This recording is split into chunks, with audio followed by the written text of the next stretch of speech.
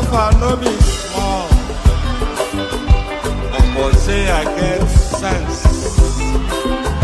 Poverty no good at all. Now it make I join this business. For one night no be cheap. It's once again everybody dey pay up. If anybody follow Mugu, my brother, I go chop back. National airport, National stadium, President, my sister, brother, we dey Mugu, I be the master. Oh, man, I go chop your dollar, I go take your money, disappear. For one time in the Betty, we dey Mugu, I be the master. The refinery, the contract, now you white. But you won't pay me some more money, make I bring ya. We dey Mugu, I be the master.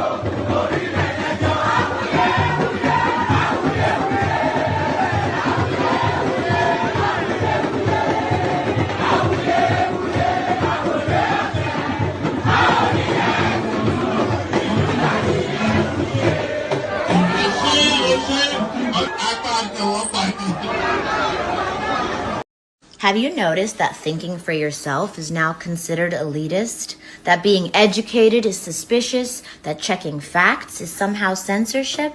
Congrats, you're living through the collapse of intellectualism. It didn't happen overnight. This was methodical, and here's how it works. Step 1, rebrand ignorance as common sense. If a fact makes them uncomfortable, it's fake news. If history proves them wrong, it never happened. If a scientist explains something, he's part of the agenda. Step 2, attack expertise. Doctors must be lying for profit. Professors indoctrinating your kids. Journalists, secret agents of the deep state. Step 3, replace knowledge with loyalty. You don't need evidence, just the right echo chamber. You don't need research, just rage. And that's how we got here, where banning books is called freedom, where asking questions gets you labeled, where learning makes you the enemy. Because controlling what people think wasn't enough. They had to destroy how we think.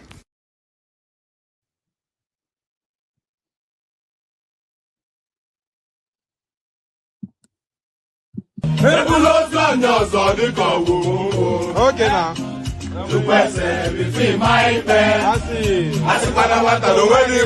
now. Okay.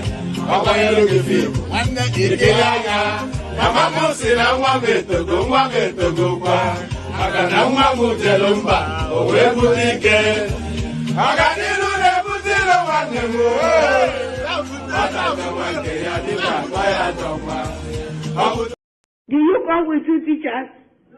You were not informed too? Continue. No problem. God will see us. There is God. There is God in everything we are doing. Those bloods that are sharing in Bronu will answer. What of two teachers, Wyatt, what of two teachers that can tell us that they conducted that exam? Do you come with any? Principal? No, too. You waka come. Okay. Now the first lady is calling you. Come, I want to help you. Come to find your child, your missing child. Will you keep quiet? No. Child. There is God, oh. There is God, oh. The blood we are sharing, there is God, oh. There is God, oh. There is God, oh.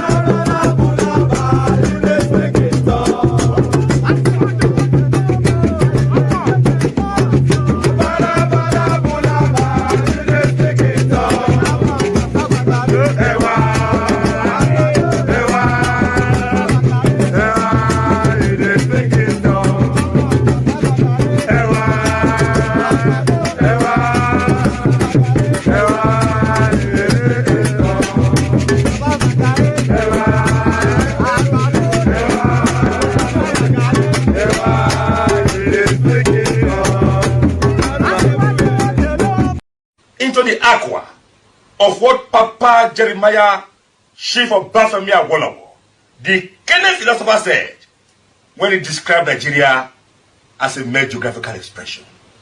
50 years after independence, we're still talking about zoning. Is reflective of the fact that Nigeria still wallows in a state of medicinal statism, cankerous tribalism, ethnocentric chauvinism, syphilitic parochialism, epileptic nepotism, catalyptic barakboism, and state brigandage of the bluest dye. Is reflective of the fact that Nigeria still wallows in a state of medicinal statism, cankerous tribalism. Donald Trump wasn't the only one making questionable statements tonight. Listen to Secretary Clinton at a fundraiser here in New York. Be grossly generalistic. You could put half of Trump supporters into what I call the basket of deplorables. My sister. They said it failed. That's the IRA. Animal talk, don't start talking. with my sister. They said it So failed. that's the IREV. The IREV is separate from the Beavers. The Beavers accredits people, and then it's supposed to take a picture and upload it to the IREV. The IREV did not work on that day. Yes, me and you know the difference between all this. For the average Nigerian, that is all included. And I want to speak to the average Nigerian. What they've sold us, whether it's IRF, whether it's the IRA, what they told us is the Beavers is from this to this. We are Animal talk, don't start again.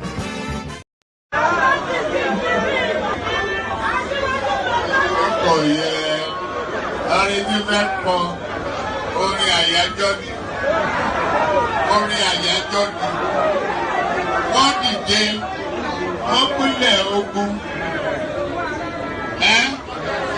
Oyin tí mo rí ká bá mi wá yẹn dà, ká ní kó bá mi wá.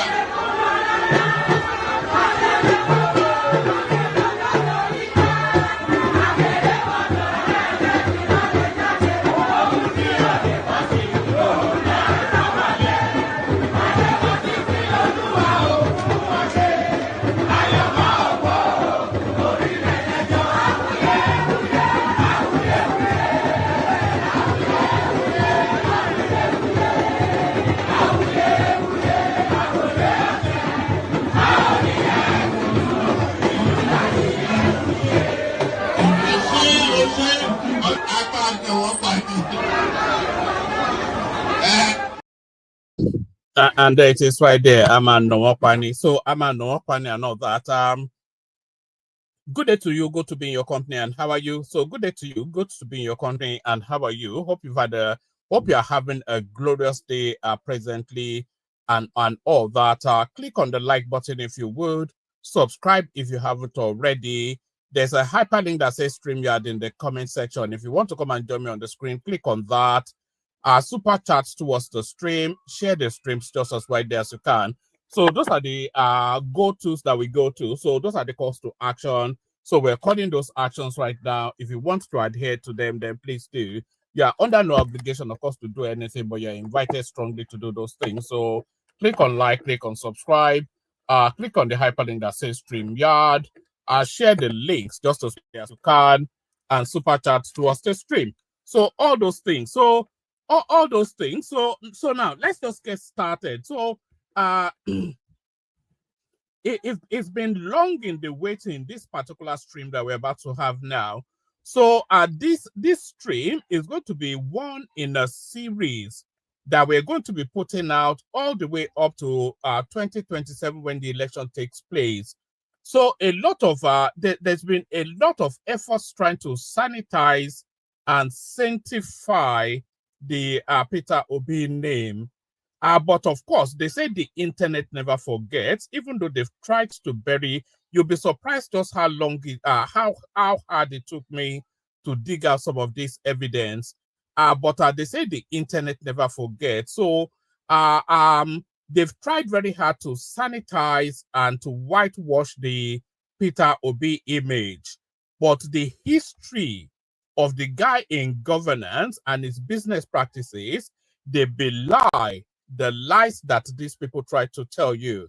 So in the course of this session, I'm going to bring you a series of incontrovertible evidence of what Obi's antecedent is. And the question that we're asking then is that, is Peter Obi, the former governor of Anambra State, is he a fraudster? So just for the purposes of full disclosure, a lot of you already know that I hold no truck with Peter Obi. I cannot abide the guy. I think it's a fraud. But does the evidence tell us that Peter Obi is indeed factually a fraud? So that's what we're going to be looking at now. And we're going to be kicking it off from here. So there's just an abundance of evidence that indicates in the direction that Peter Obi might be a fraud. But let's examine some of them in the course of this session. So we kick it off from here. So, and by the way, let me just show you this. So I'm going to be highlighting the dates of all these articles that I'm going to be reading out I want to be highlighting the dates of all these articles that I'm going to be reading out to you guys, just so you know that these things now, they are not new. These are historical stuff long before Peter Obi even had the ambition of becoming president. So these are not new things that have just come out now just because he's saying he wants to be president. So the date of this particular piece, the one we're starting with, is the 16th of October 2006. So it's as far back as then. That's where we're going to peruse. The question then is about Peter Obi a fraudster or not. So we're looking at the details now. You remember, of course, that Peter Obi was impeached as governor of Anambra State, but why was he impeached? So that's where we're going to be starting from. A case against Governor Peter Obi of Anambra State. So we start it off from here. Article 1. These are the details of what was indicted against him to then suggest then that he should be impeached as the governor of Anambra State. Case against Governor Peter Obi of Anambra State. So we started off from here. The first article of the impeachment petition, Article 1, that Mr. Peter Obi and Dame Virgie Etiaba, in violation of their oath of office and constitutional obligation not to allow their personal interest to influence their official conducts and decisions, did corruptly influence and cause to be placed huge sums of money belonging to Anambra State Governor in Fidelity Bank. So this Fidelity Bank, of course, at that time and probably still now, Peter Obi is the biggest shareholder in Fidelity Bank. So just pause for a moment and reflect on that. If Tinubu owned the bank and Tinubu then becoming the governor of Lagos State, then decides then to park all of Lagos State's fund into the bank that he owns, how would you view that? So, but this is what Peter Obi did, of course. So we take it from the top again. We take it from the absolute top actually again. Pardon me. Case against Governor Peter Obi of Anambra State. So this is his impeachment indictment, October 2006. Article 1, that Mr. Peter Obi and Dame Virgie Etiaba, in violation of their oath of office and constitutional obligation not to allow their personal interest to influence their official conduct and decisions, did corruptly influence and caused to be placed huge sums of monies belonging to Anambra State government in Fidelity Bank, being a bank both of them have substantial interest in. Bear with me one moment. Let me play you a bit of music. Only water, only water, where is Sima? Water, only water, where is Sima?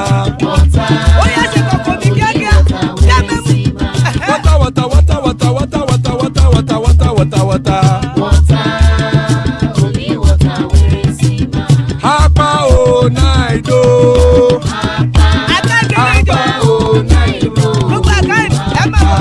Hapa you don't come o.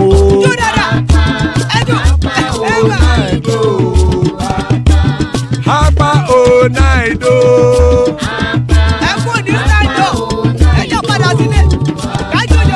Oro keke elemu ye o. Ide sodi ya keke elemu re o. Bobby master keke elemu re o. Chifu faila ti keke elemu re o. Eruku lele elemude. Eruku lele egbe elemudode ojare o. Eruku lele Ghana ti de everybody. Oh, all right. So sorry about that. So let's pick it up from the top entirely all over again. Of course, the session now about is Peter Obi a fraudster or not, and what we're looking at first as the first evidential space that we're going to is the indictment petition against Peter Obi for his impeachment October 2006. So these are the allegations leveled against him for his impeachment in 2006. So we kick it off from here. Our case against Governor Peter Obi of Anambra State. So Article 1. So this is Article 1 of that petition then, that Mr. Peter Obi and Dame Virgie Etiaba, in violation of their oath of office and constitutional obligation not to allow their personal interest to influence their official conduct and decisions, did corruptly influence and caused to be placed huge sums of money belonging to Anambra State Governor in Fidelity Bank PLC.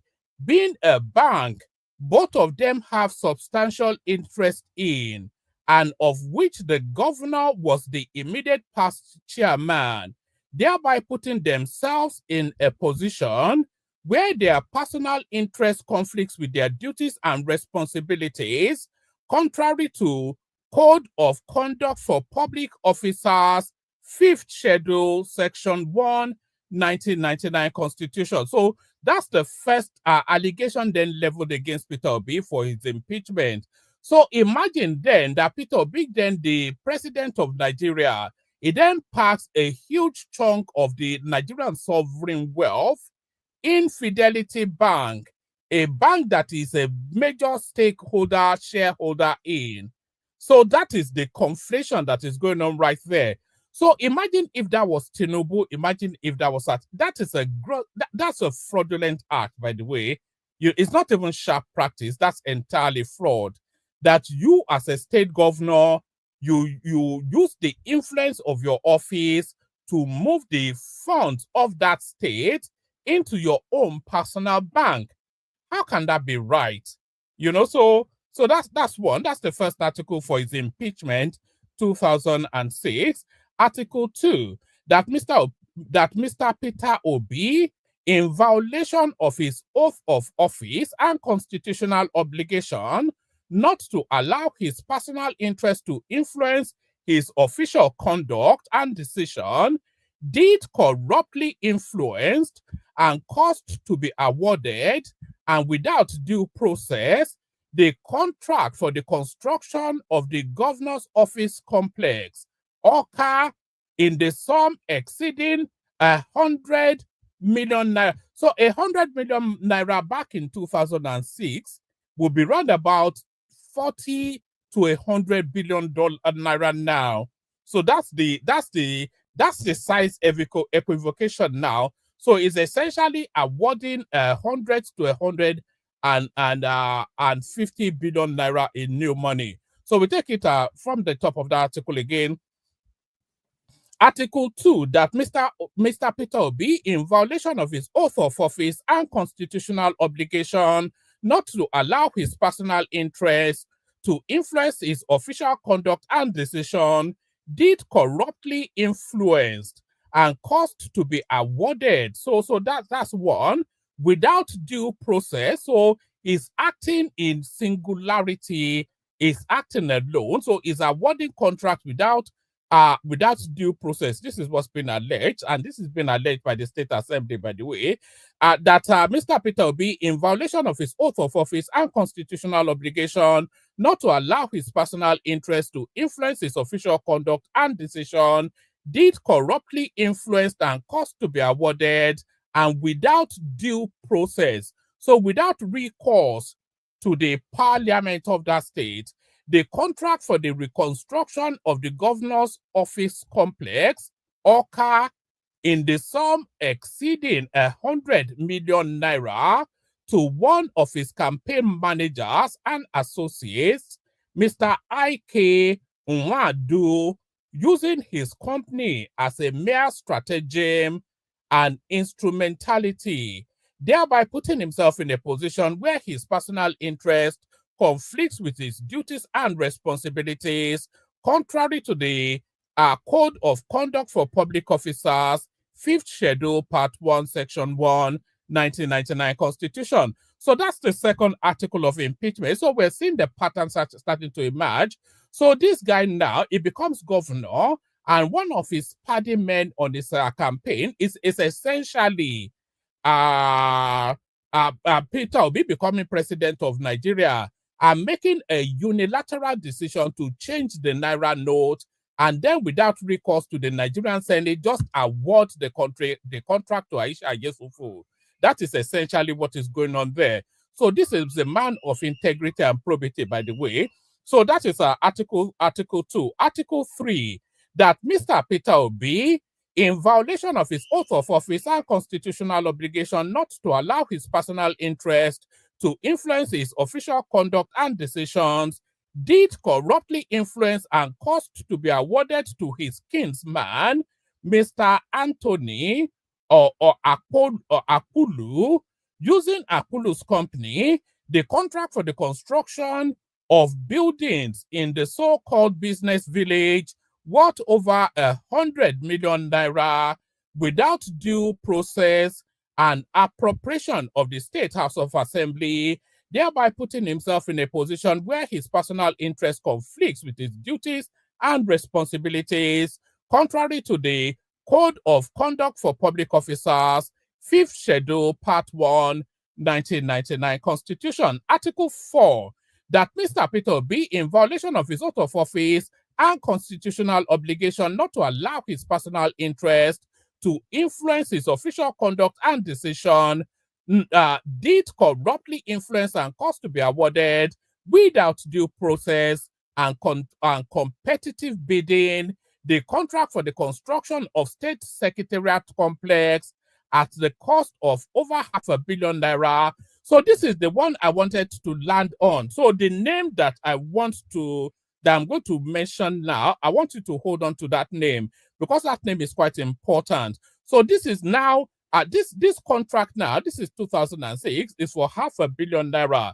So we're looking then in the, so if we were to dollarize it, that's about, the equivalency now will be what, 100 to $250 million thereabouts. So he's awarding essentially $250 million contract in this particular fourth article. But the name I'm going to mention now, I want you to hold on to it. So I'm going to start from the top again, and when I get to that name, I'll highlight it. That Mr. Peter Obi, in violation of his oath, of conduct, again, that Mr. Peter Obi, in violation of his oath of conduct of office and constitutional obligation not to allow his personal interest to influence his official conduct and decisions, did corruptly influence and caused to be awarded without due process and competitive bidding the contract for the construction of the State Secretariat Complex at the cost of over 500 million naira to Mr. Paul Enidom. So that name I want you to hold on to, Mr. Paul Enidom. So who is Mr. Paul Enidom? Mr. Paul Enidom is the Peter Obi's longest standing business partner, and they are equity business owners of Next International, the parent company of Peter Obi's business empire.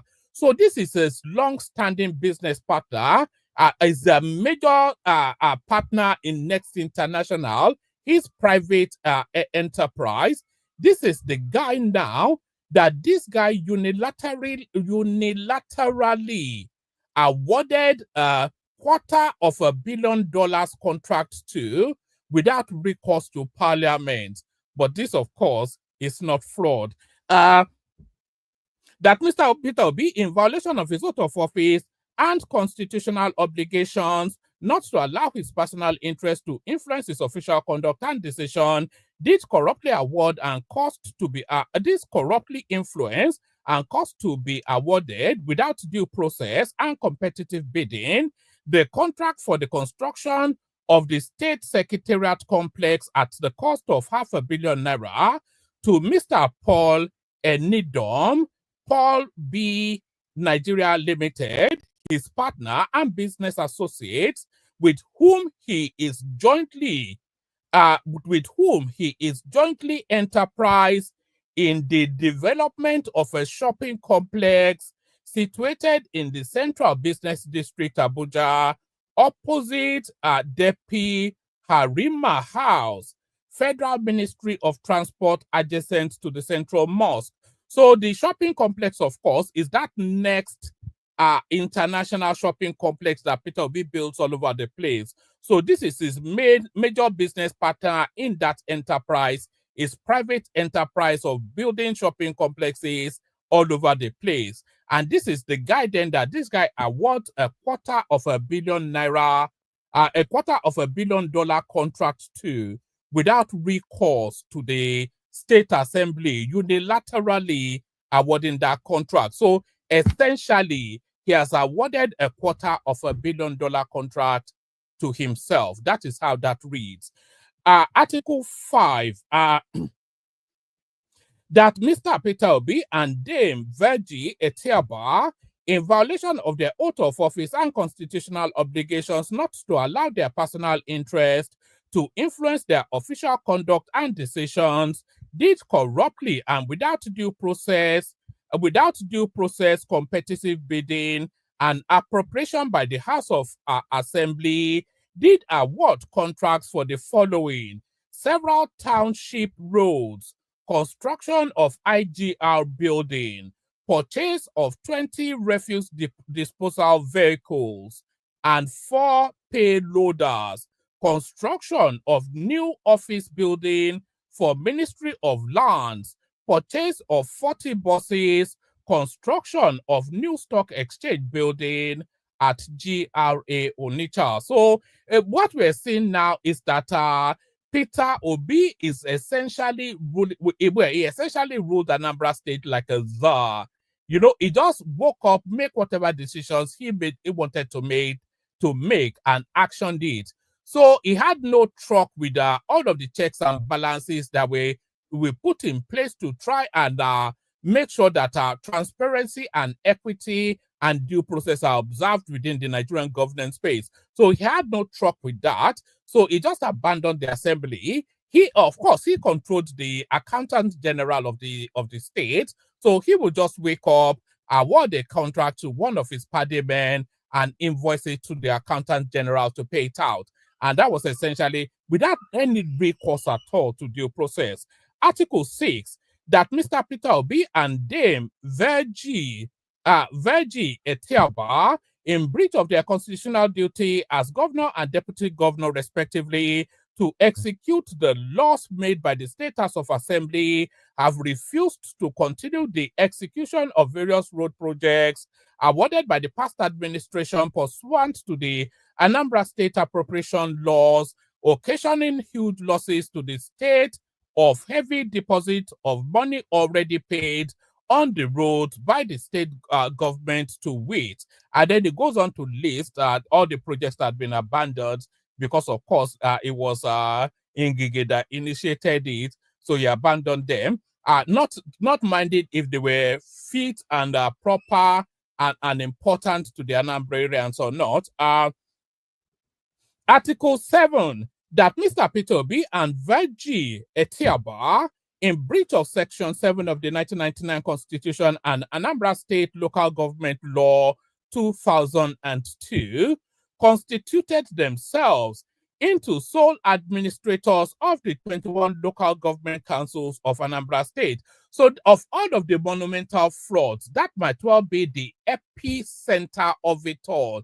That might well be the marquee of all of the frauds now that's been leveled against Peter Obi.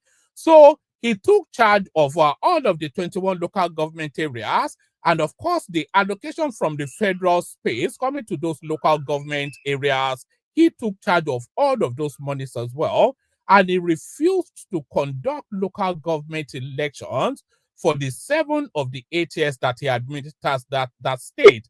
So what happened to the local government funding is all lost in the fog of it all. But I will tell you what happens to the local government monies. I'll tell you in a moment. But let me finish this, and then we'll go to exactly what happens to the local government monies. Pardon me. Article 8, that Mr. Peter Obi and Dame Virgie Etiaba, in breach of section 162 sub 678 of the sub 6, question 162 subsection 6, 7, and 8 of the 1999 Constitution and Anambra State Joint Local Government Distribution Account Law 2002, have constituted themselves into sole administrators of the state joint local government account and sole custodian and disbursers of the local government funds. So they essentially seize charge of the local government funds without any recourse to accountability and disappeared the money between the two of them. Article 9, that Mr. Peter Obi and Dame Virginia Etiaba, in breach of their constitutional duties to execute the laws made by the Anambra State House of Assembly, have unilaterally dissolved some statutory bodies and commissions, particularly the Anambra State Universal Basic Education, and they tell us that it's all about education, contrary to the ASBEB Law 2002. The Anambra State Vigilante Services, contrary to XYZ, the State Independent Electoral Commission. So it did not really need the State Independent Electoral Commission if it has no intention to conduct local government elections, because of course, that is the only purpose really that the state independent, maybe they conduct elections to the state assembly as well, but the main drive of state electoral commissions is to conduct local government elections. And because Peter Obi, of course, has no intentions, and we know in practice he did not conduct local government elections for 95% of his time as administrator, the administrator of that state. So he had no use for them, so he disbanded them essentially because, of course, he had other ideas about the usage of the local government funds. But we'll get to what he did to the local government funds in a moment. That Mr. Peter Obi and Dame Virginia Etiaba, in breach of their constitutional duties to execute the laws made by the Anambra State House of Assembly, have unilaterally dissolved some statutory bodies and commissions, particularly the Anambra State Universal Basic Education, the Anambra Vigilante Service, the State Independent Electoral Commission, and the relevant constitutional provisions and other actions contrary to the street trading prohibition, the Park Administration and Management Bureau laws, and the dissolution of the Judicial Service Commission, contrary to the express constitutional provisional relating thereto, and the laws setting up these bodies and commissions. Article 10, that Mr. Peter Obi, in breach of his oath of office, not to do or direct to be done in abuse of office any arbitrary act prejudicial to the right of any other person and in utter disregard of the right to life of every citizen and other fundamental rights of every citizen enshrined in Chapter 4 of the Constitution of the Federal Republic of Nigeria, issued a shoot-on-sight order during the recent Onitsha crisis, leading to the death of over 700 innocent citizens of Anambra State. This was widely reported at that time, by the way, so there's no equivocation about that. Article 11, that Mr. Obi, in breach of his oath of office to devote himself to the service and well-being of the people of Anambra State and Nigeria, failed to show concern and sensitivity to the victims of both injured and bereaved of his shoot-at-sight order through remunerations and compensation, but rather justifying his obnoxious order on the need for increase in internally generated revenue, which said revenue have even plummeted in spite of the high number of casualties. So those are the allegations then that they used to impeach Peter Obi, or they presented for the impeachment of Peter Obi.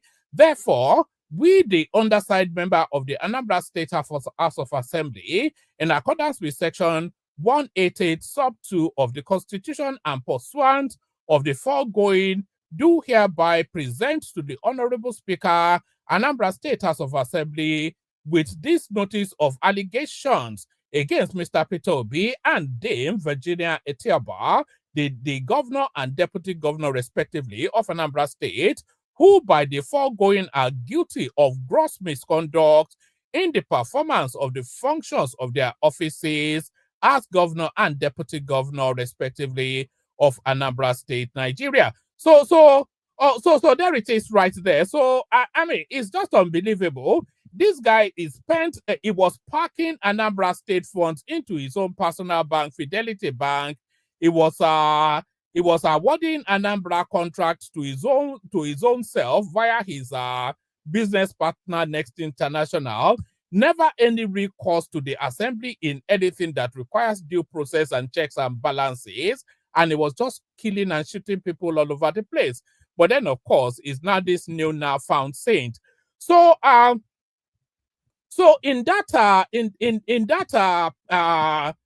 petition, in the allegations in that petition for the impeachment of Peter Obi, we learned there that this guy did not conduct any local government elections, and instead he co-opted the local government funds into his wider budget.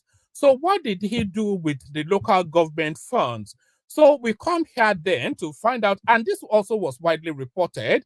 So again, we document the date of this publication then. So you're aware then that it's not contemporaneous. So the last one that we read was October 2006. So this one right here is July the 1st, 2009. So it's right there. It's on Vanguard, July the 1st, 2009. So it's not even anything that, so because Obi wants to be president.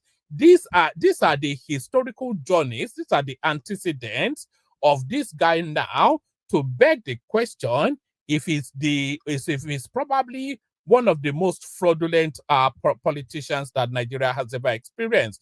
So we heard that he was co-opting the local government funds. But what was he doing with the local government funds that he was co-opting? So maybe this now next article will shed some light on that. So to this now next one, Governor Obi in the web of 250 million naira controversy. So let's come to here.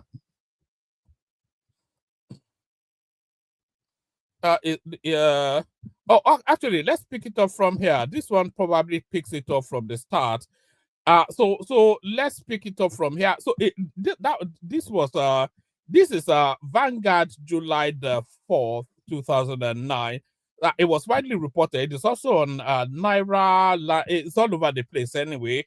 When Peter Obi tried to steal that 250 million Naira in 2009. So let's come here. So alleged 250 million Anambra money. Police launch fresh investigation. Contrary to speculations that the case of recent recovery of a whopping sum of 250 million naira in cash in the private office of Governor Peter Obi of Anambra State in Apapa. And by the way, because I know this story so well, that property in Apapa, you can go there and verify even till today. It's number 7 Aerodrome Road, Apapa, somewhat high-rise building, a business complex that is built and owned by Peter Obi. So that was why that was where they found this 250 million naira in cash that they were trying to ferret away from Anambra State. Alleged 250 million naira Anambra money. Police launched fresh investigation. Contrary to speculations that the case of recent recovery of a whopping sum of 250 million naira in cash in the private office of Governor Peter Obi of Anambra State in Apapa Lagos, in Apapa, Lagos, by eagle-eyed policemen in Lagos has been arrested. Indications emerged over the week that police authorities in Abuja have commenced thorough investigations into the matter. This is just as untold details of the circumstances that led to the strange discovery and the role played by all the parties involved, including the police, were unfolded by reliable police sources at the force headquarters in Abuja. And by the way, this storyline came out in this is a story going back to July 2009. That's the date right there. So it's nothing even anything about attacking Peter Obi because he wants to be president. This is as far back as July 2009. Contrary to speculations that the case of recent recovery of a whopping sum of 250 million naira in cash in the private office of Governor Peter Obi of Anambra State in Apapa Lagos, by eagle-eyed policemen in Lagos has been arrested. Indications emerged over the week that police authorities in Abuja have commenced thorough investigations into the matter. This is just as untold details of the circumstances that led to the strange discovery and the role played by all the parties involved, including the police, were unfolded by reliable police sources at the force headquarters in Abuja. Saturday, Vanguard gathered that on the said day, which was a Sunday, police authorities in Lagos received information from one of the aides to Governor Peter Obi that a huge sum of money was being conveyed to the governor's private company at Aerodrome Road in Apapa. So just follow that journey. So a huge sum of money. You can't say Obi had no. It's quite clear that he's taking the money. They cannot be stealing the money and taking it to his private house in Apapa. So clearly, Peter Obi at the very center of this, and these are all the local government monies that he co-opted, as we said. Saturday, Vanguard gathered that on the said day, which was a Sunday, police authorities in Lagos received information from one of the aides to Governor Peter Obi that a huge sum of money was being conveyed to the governor's private company at Aerodrome Road in Apapa, Lagos. Based on this, Lagos State Police Commissioner Marvel Akoyibo led some of his officers, including the area commander in Apapa, and they stormed the company.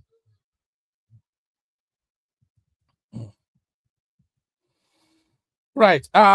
Police sources said on getting to the scene, they saw the exotic jeeps that transported the money, which were arranged in suitcases inside the premises. The police reportedly instructed one of the aides to the governor, who was seen there to the police reportedly instructed one of the aides to the governor, who was seen there, to inform the governor of their intention to inspect the vehicle. So they have to tread carefully, of course, because the governor has impunity, and that impunity, it covers sort of his properties as well. So they can't go directly as they would the average criminal. The police reportedly instructed one of the aides to the governor, who was seen there, to inform the governor of their intention to inspect the vehicle. At this juncture, according to the report, the governor instructed his aides not to open the vehicle until he comes to Lagos. As soon as the commissioner of police was informed of the governor's directive, he reportedly deployed policemen to guard the vehicles until the arrival of the governor. That Sunday, at about 2:30 p.m., both the commissioner of police and Governor Obi arrived at the scene with their entourage, and the police commissioner insisted that the vehicle must be thoroughly searched in the presence of everyone, because the information received was a case of arms and ammunition being stockpiled for the 2010 election in Anambra State. Governor Obi, who was reportedly not comfortable with the commissioner's directive, was said to have capitulated by directing his aides to open the vehicle, and this led to the discovery of a whopping sum of 250 million naira.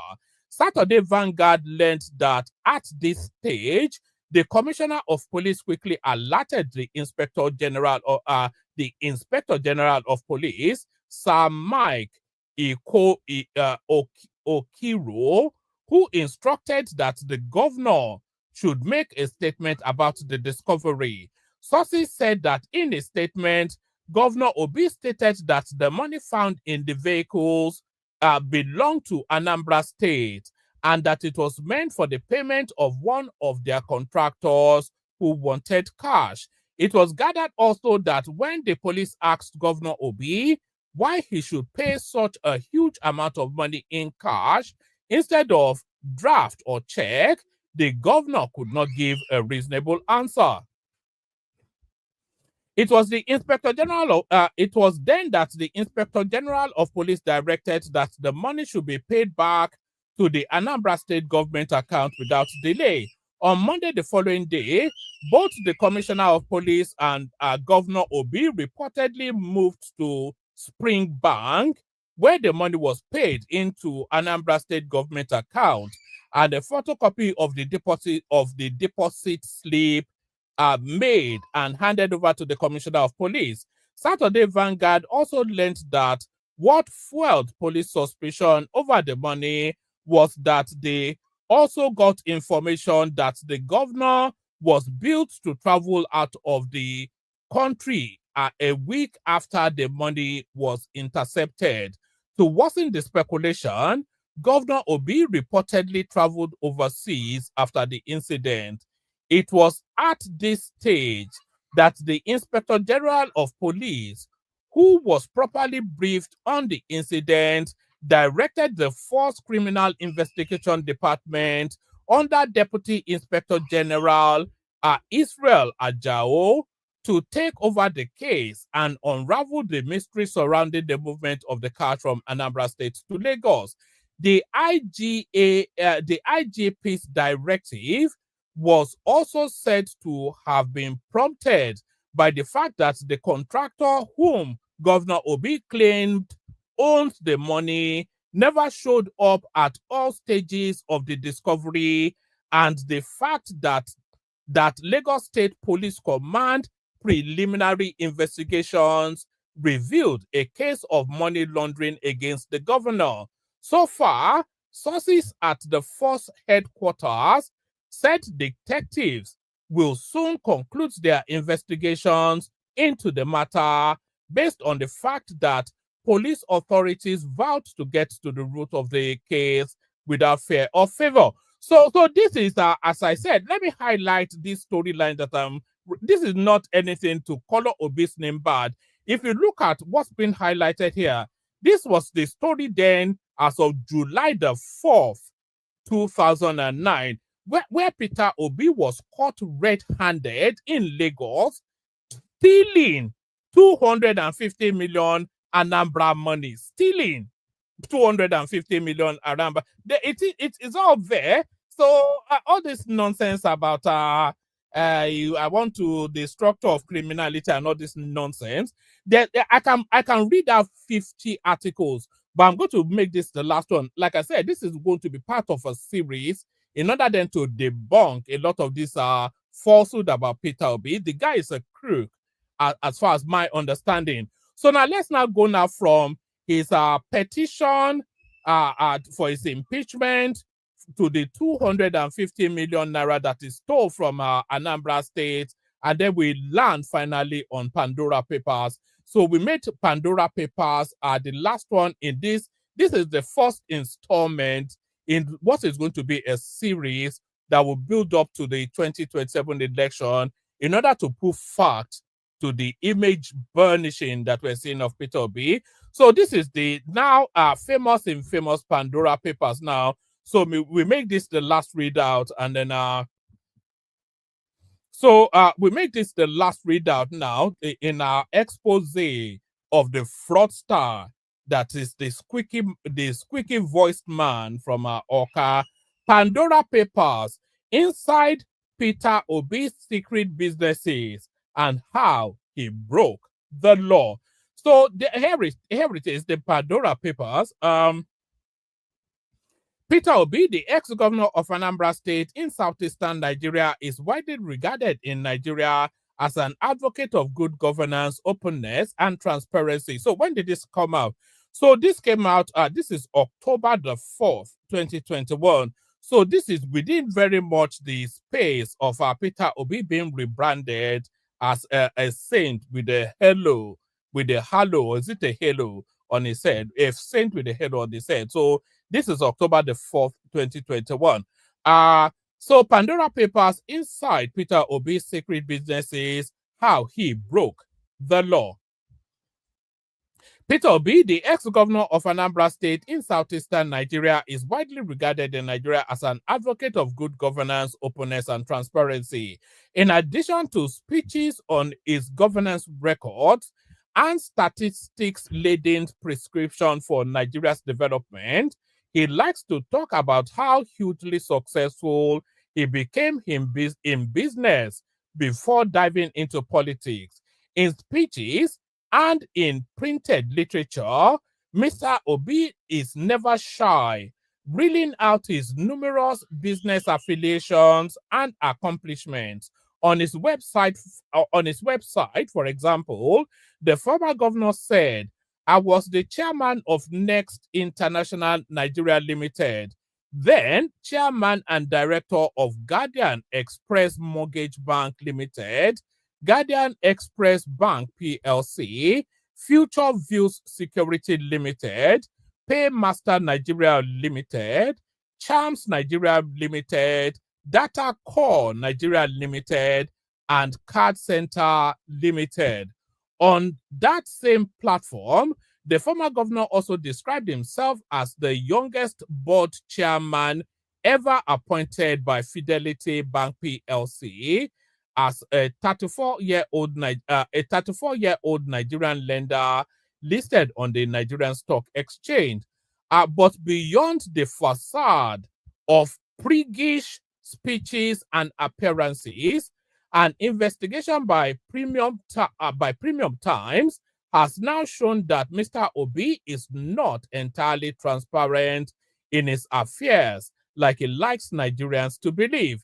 The investigation is part of the Global International Consortium of investigative journalist-led Pandora Papers project. The project saw 600 journalists from 150 news organizations around the world pouring through a trove of 11.9 million confidential files, counter-textualizing information, tracking down sources, and analyzing public records and other documents. The leaked files were retrieved from offshore services firms around the world that set up shell companies and other offshore entities for clients, many of them influential politicians, business persons, and criminals seeking to conceal their financial dealings. The 2-year collaboration has so far revealed the financial secrets of not less than 35 current and former world leaders, more than 330 public officials in more than 91 countries and territories. Mr. Obi is one of the individuals whose secret business activities was thrown open by the project. Indeed, he has a number of secret business dealings and relationships that he has for years kept to his chest. These are businesses he clandestinely set up and operated overseas, including in notorious tax and secrecy havens, in ways that breaches Nigerian laws. Correspondents contacted Mr. Obi with written questions and had an in-person interview with him weeks ahead of this publication. The former governor admitted that he did not declare these companies and the funds and properties they hold in his asset declaration filings with the Code of Conduct Bureau, the Nigerian government agency that deals with the issues of corruption, conflict of interest, and abuse of office by public servants. He said he was unaware that the law expected him to declare assets or companies he jointly owns with his family members or anyone else. The Pandora Papers, the biggest cross-border collaboration of journalists in history, is an investigation into a vast amount of previously hidden offshore companies, exposing secret assets, covert deals, and hidden fortunes of the super rich, among them more than 130 billionaires and the powerful, including more than 30 world leaders and hundreds of former and serving public officials across the world. The confidential documents also feature a global cast of fugitives, convict celebrities, football stars, and others, including judges, tax officials, spy chiefs, and mayors. The leaked record came from 14 offshore services firms from around the world that set up shell companies and other offshore nukes for clients like Obi, who seek to shroud their financial activities, often suspicious, in secrecy. So now we get to Peter Obi. Peter Obi, his daughter, and a secret business. Mr. Obi has two children, a daughter, Gabriella, from something Obi, and a son, Gregory Peter Oseloka Obi. Sometime in 2010, more than 4 years. So this is the bit that I want you to. This is where I want you to start paying attention. So it says sometime in 2010, more than 4 years after he became governor. So Peter Obi was already the governor of Anambra State for a full term already at this stage.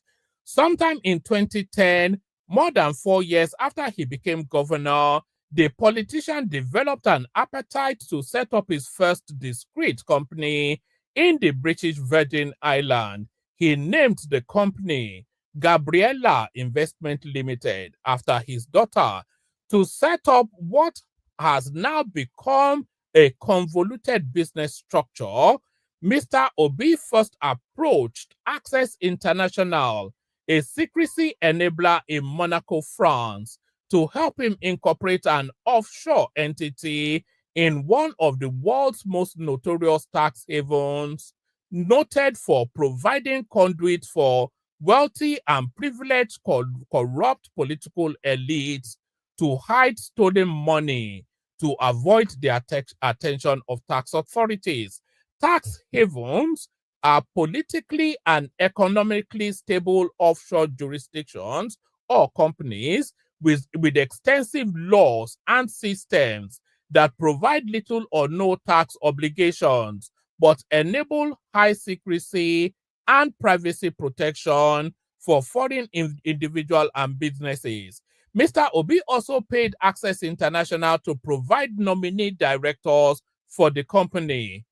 Nominee directors are residents of tax havens paid to sit on boards of companies to hide the identity of real owners of offshore firms. So, after accepting a brief from the then governor or his representatives, Access International officials headed to British Virgin Islands, a notorious tax haven, where it contracted a local registered agent, Aliman Cordero Galindo and Lee Trust Limited, to set up Gabriella Investment Limited for Mr. Obi. The 36-year-old is a Panamanian law firm. So that's the this Cordeso or whatever. The 36-year-old Alcogal is a Panamanian law firm that went on to open overseas subsidiaries offering company formation and registered agent services for BVI, Seychelles, Belize, and Bahamas, and the preparation of cooperation documents in relation to the companies formed. It also provides trust services through its subsidiary trust companies in Panama and the Belize. After extensive documentation, Gabriela Investment Limited was born on November the 17th, 2010, with registration number 1615538. Two figureheads, Anthony Jesse Van Veroon and Lance Lawson, were appointed its first directors, while ultimate control resides with Mr. Obi. On the same day the company was incorporated, the nominee directors met and issued 50,000 shares of Gabriela Investment in favor of Hill International Holding Corporation, a shell international business company operating under the laws of Belize, another tax haven. The director of the company, Mr. Van Veroon, also one of the directors of Gabriela Investment. It is unclear what businesses Mr. Obi transacted with the entities, but in some communications, they were sometimes referred to as investment vehicles. Mr. Obi told Premium Times that the offshore entity is the holding company for most of his assets, and that the business structure he adapted was to enable him avoid excessive taxation. I am sure you too will not like to pay inheritance tax if you can avoid it, he told the reporters who interviewed him. The Memorandum of Incorporation of Gabriela Investments said it was set up to carry on and undertake any business or activity, including trading of any commodities or goods, to do any act or enter into any transaction. Mr. Obi has since rearranged his offshore businesses. First, he renamed Gabriela Investment. Beginning February 10, 2017, the company became known as PMGG Investment Limited, in what is a combination of the first letters of the first names of Mr. Obi's nuclear family. P for Peter, the ex-governor, M for Margaret, his wife, G for Gabriela, the daughter, and G for Gregory, the son. Mr. Obi has also now created a trust known as Gabriela Settlement, an entity also registered in the BVI, according to Fidelity Investment. According to Fidelity Investment, a trust is a fiduciary arrangement that allows a third party or trustee to hold assets on behalf of a beneficiary or beneficiaries. Experts believe that trusts are traditionally used for minimizing taxes, even though they can offer other estate plan benefits as well. By the current structuring of Mr. Obi's wealth and offshore businesses, the Gabriela Settlement, which appears to hold all or majority of its assets, is the sole shareholder of PMGG Investment.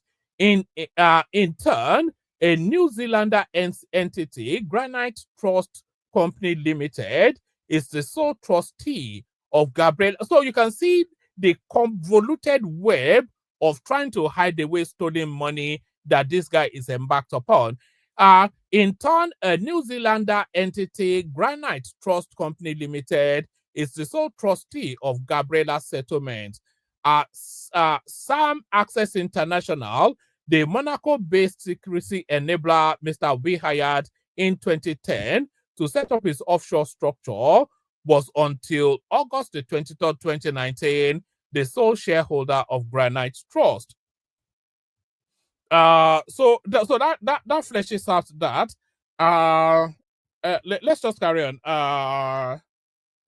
So Anthony Jesse Van Veroon, who has acted as a consistent and perpetual director for almost all of Mr. Obi's offshore entities, popped up again, making the filing that brought in another Monaco-based company, Rhone Access SAM, as the sole shareholder of Granite Trust.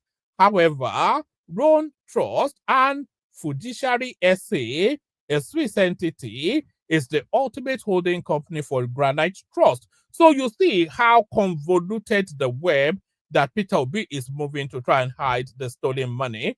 Mr. Obi and his man Friday, a central and recurring figure in former Governor Obi's network of offshore companies, and on whom the politician appears to place immense trust, is Anthony Van Veroon, a 70-year-old South African based in the Principality of Monaco in France. Expert in illicit financial flows, consider Monaco a tax haven because of its generous tax laws and policies.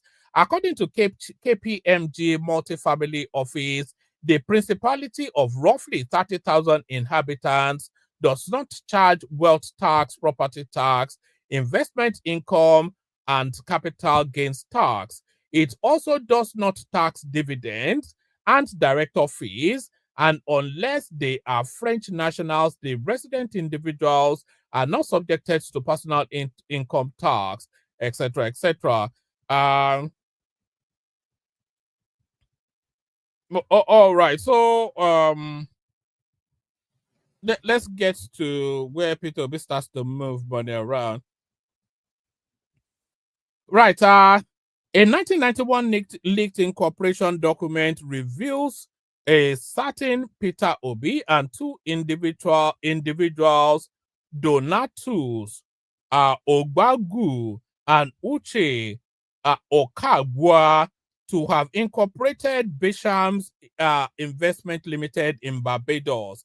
The firm was incorporated as an international business company on August the 20th, 1991, with registration number XYZ. The setting up of the company was handled at the time by a certain Peter L. Chase.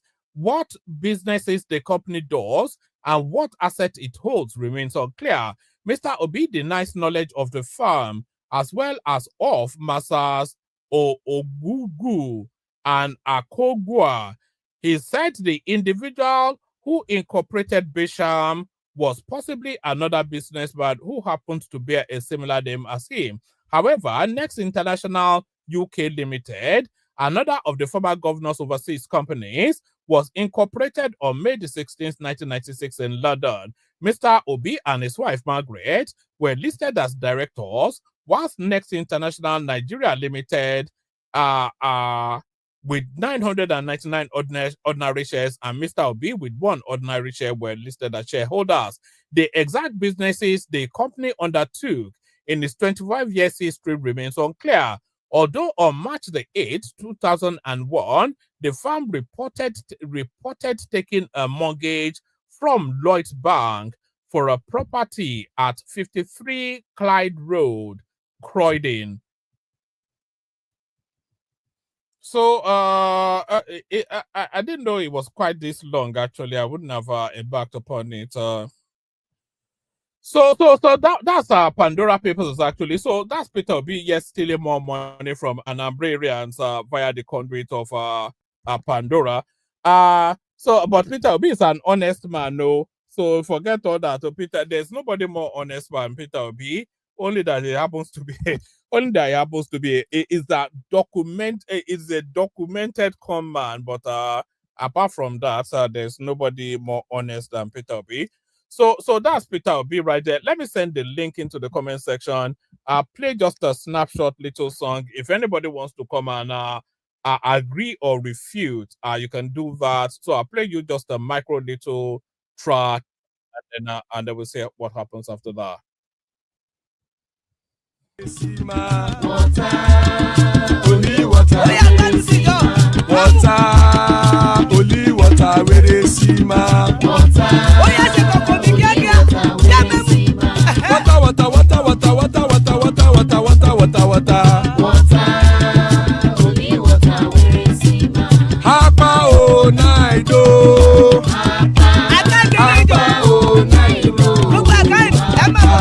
Hapa you don't come o.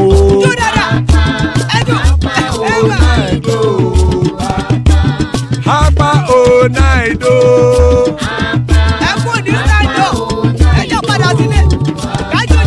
Oro kẹ̀kẹ́ ẹlẹ́mù yé o. Ilé sọ́dí àkẹ́kẹ́ ẹlẹ́mù rẹ o. Bobby Master kẹ̀kẹ́ ẹlẹ́mù rẹ o. Chifu Wáìlà tí kẹ̀kẹ́ ẹlẹ́mù rẹ o.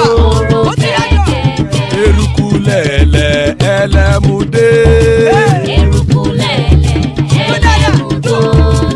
Eruku lẹ̀lẹ̀ ẹgbẹ́ ẹlẹ́mù dòde ojàre o. Eruku lẹ̀lẹ̀ Ghana ti dé ẹgbẹ́ bọ́ọ̀dì o. Ọmọ ẹlẹ́yẹ ẹ̀yẹ o ó dìlé o. Odúyẹ̀lá ẹ̀yẹ o ó dìlé o. Petrosonana ẹ̀yẹ o ó dìlé o. Petrosodúnkẹ́ ẹ̀yẹ rẹ̀ ó dìlé o. Ẹlẹ́kọ̀ ọ̀run mú ìní o.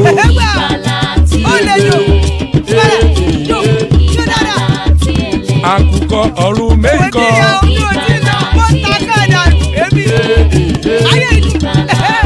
Ikú kò ní ríwà gbéṣe o.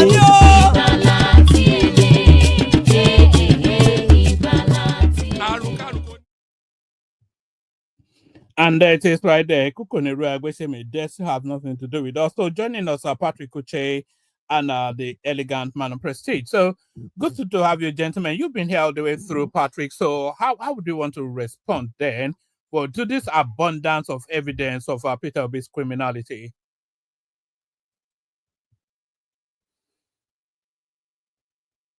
Patrick. Hello. How you doing? One man, good evening.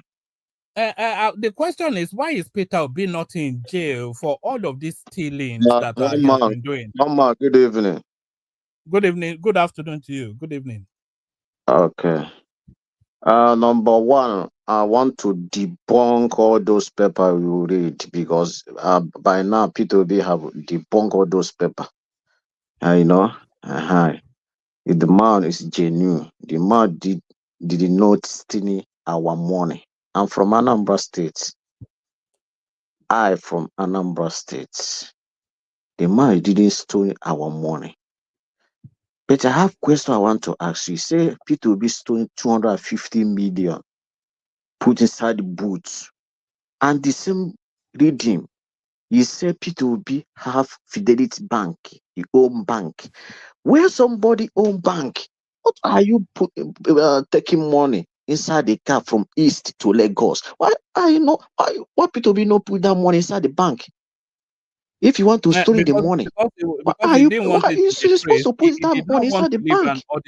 You have a question. You asked the question. He doesn't want to leave an audit trail. He wanted to steal the money. To steal the money. Sometimes you people read this or you people cannot ask your question. Ask question by yourself. If you want to steal that money, you want to leave an audit trail. So it stole the money in cash. It took it to Lagos to convert it to hard currency at the Bureau de Change and then run out of the country. Let me tell you. If you no, it doesn't make any sense. If you say it does that allegation.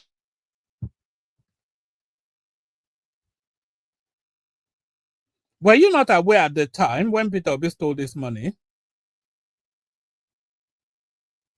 Patrick?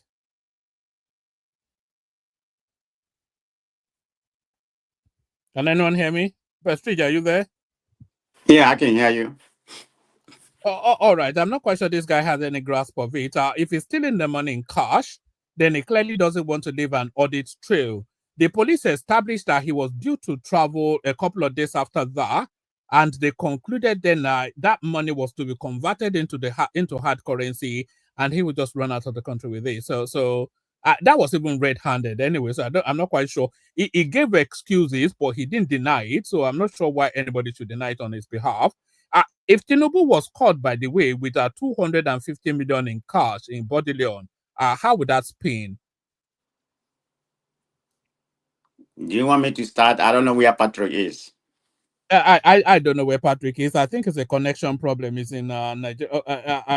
Yeah, there he is. So Patrick, where are you? Where are you joining us from, by the way, Patrick? Are you in Abakaliki somewhere? I'm from Abia State. Patrick, where are you now? Where are you now?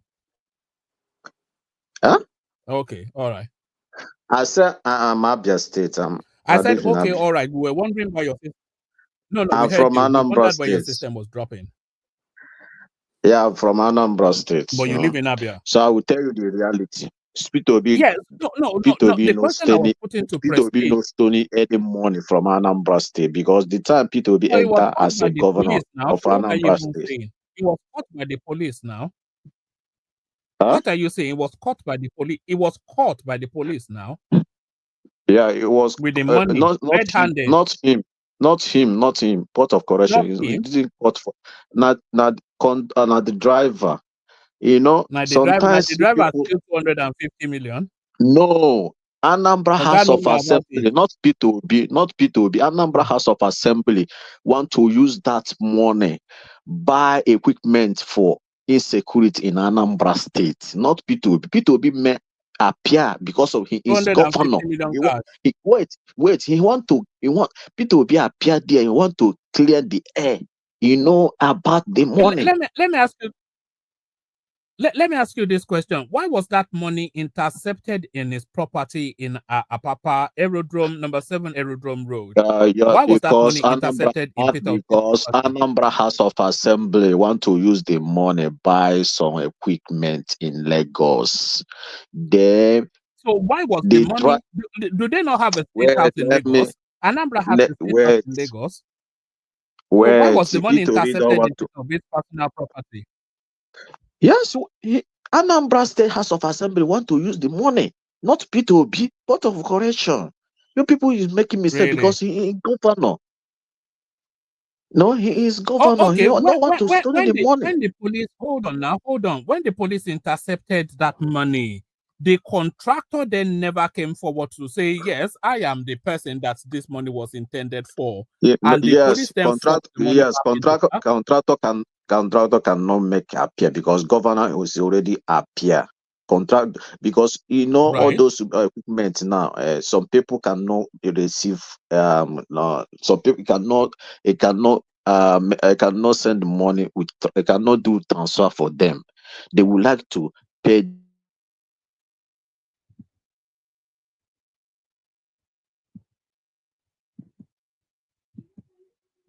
After they transfer the money, they still buy the equipment in Anambra State. Right. So let me tell you, that man P2B work well in Anambra State because the time you enter as a governor, Anambra doesn't have anything. Anambra doesn't have anything. Really? Patrick, can you hear me? Let's go to Peter Obi's impeachment as Anambra State governor.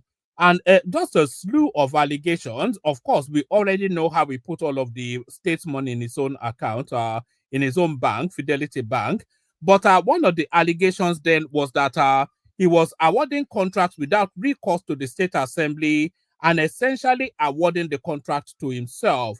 There was a particular contract that he awarded to Paul Enidom, who was his business partner, who still is his business partner in Next International building complexes all over Abuja, etc.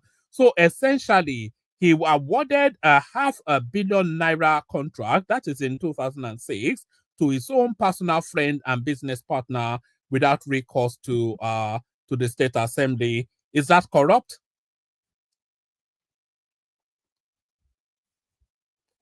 Patrick, are you there?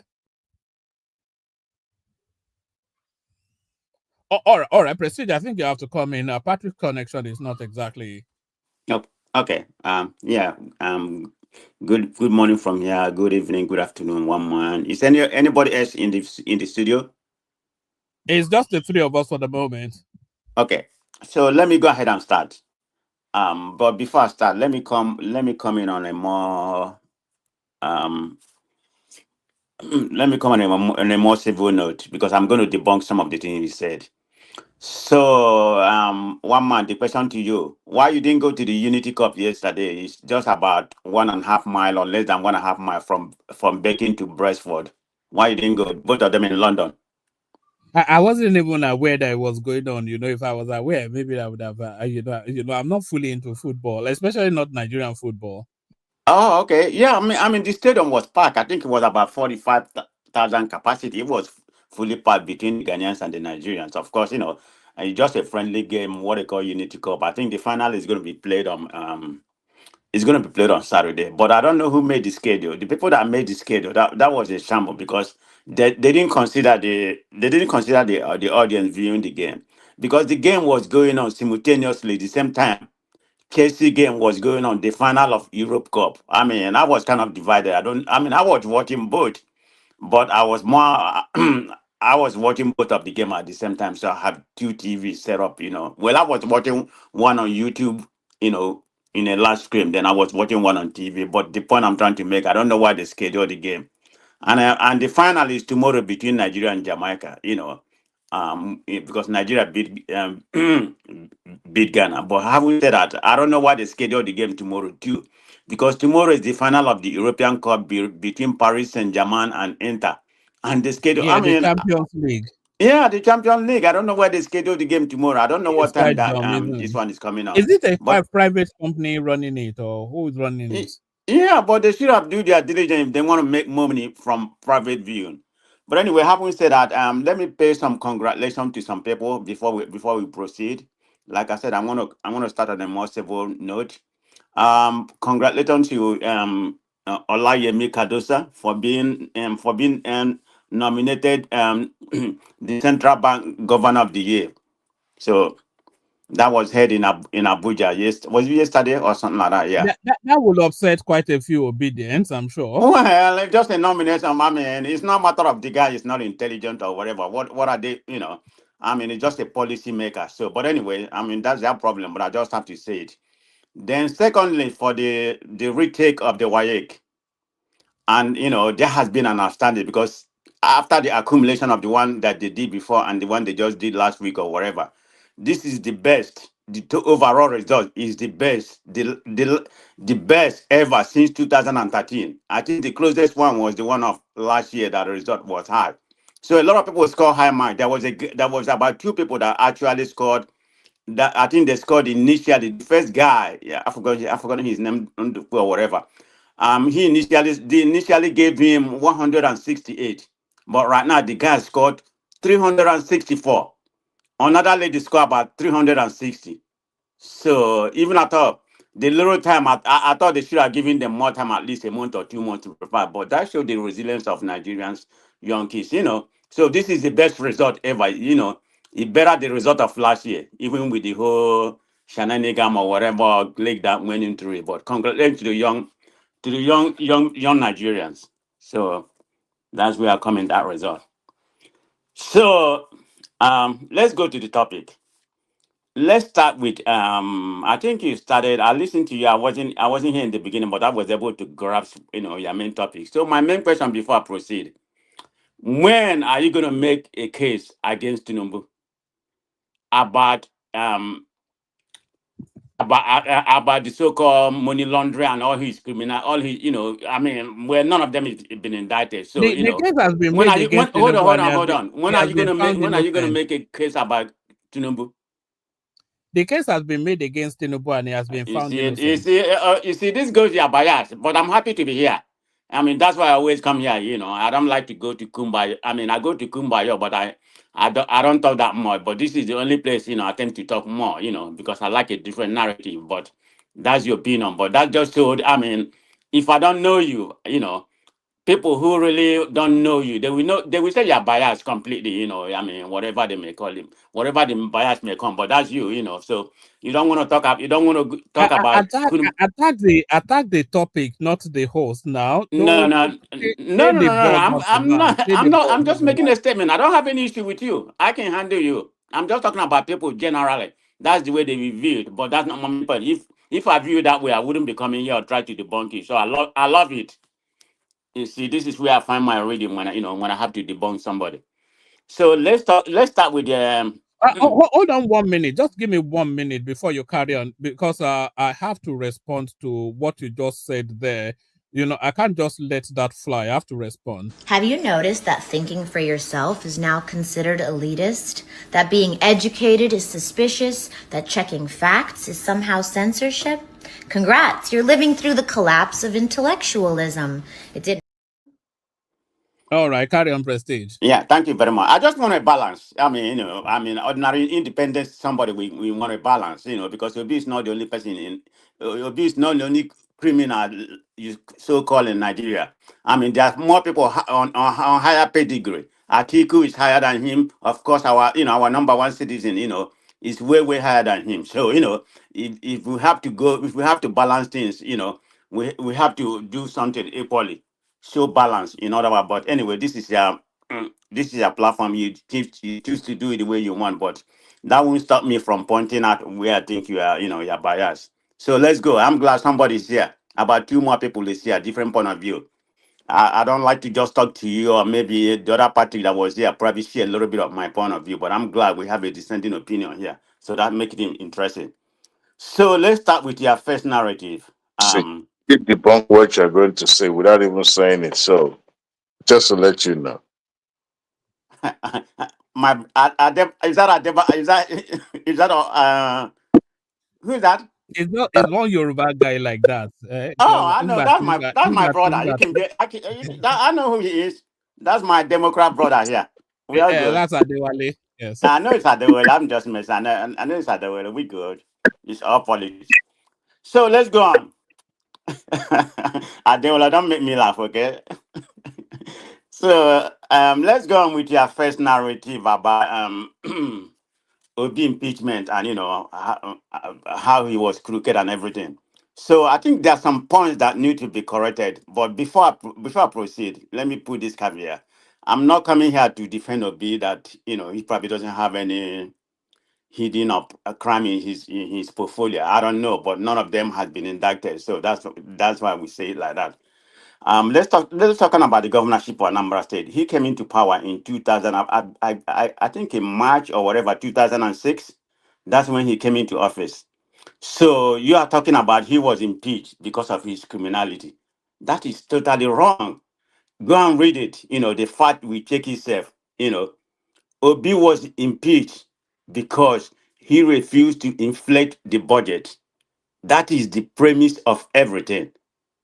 That's why he was impeached. And I will give you two circumstances. One of the area whereby he was impeached.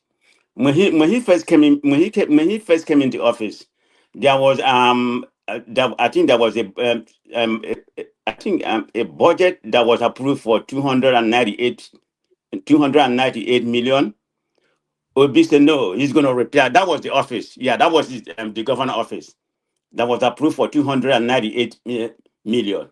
Obi said no, that's too much, because he was already a businessman, so he knows how everything works. Remember, this guy was, chairman of many banks, almost about 7 or 8 banks, and a trader. This man already made money, so let's put that in context. He knows what business is all about.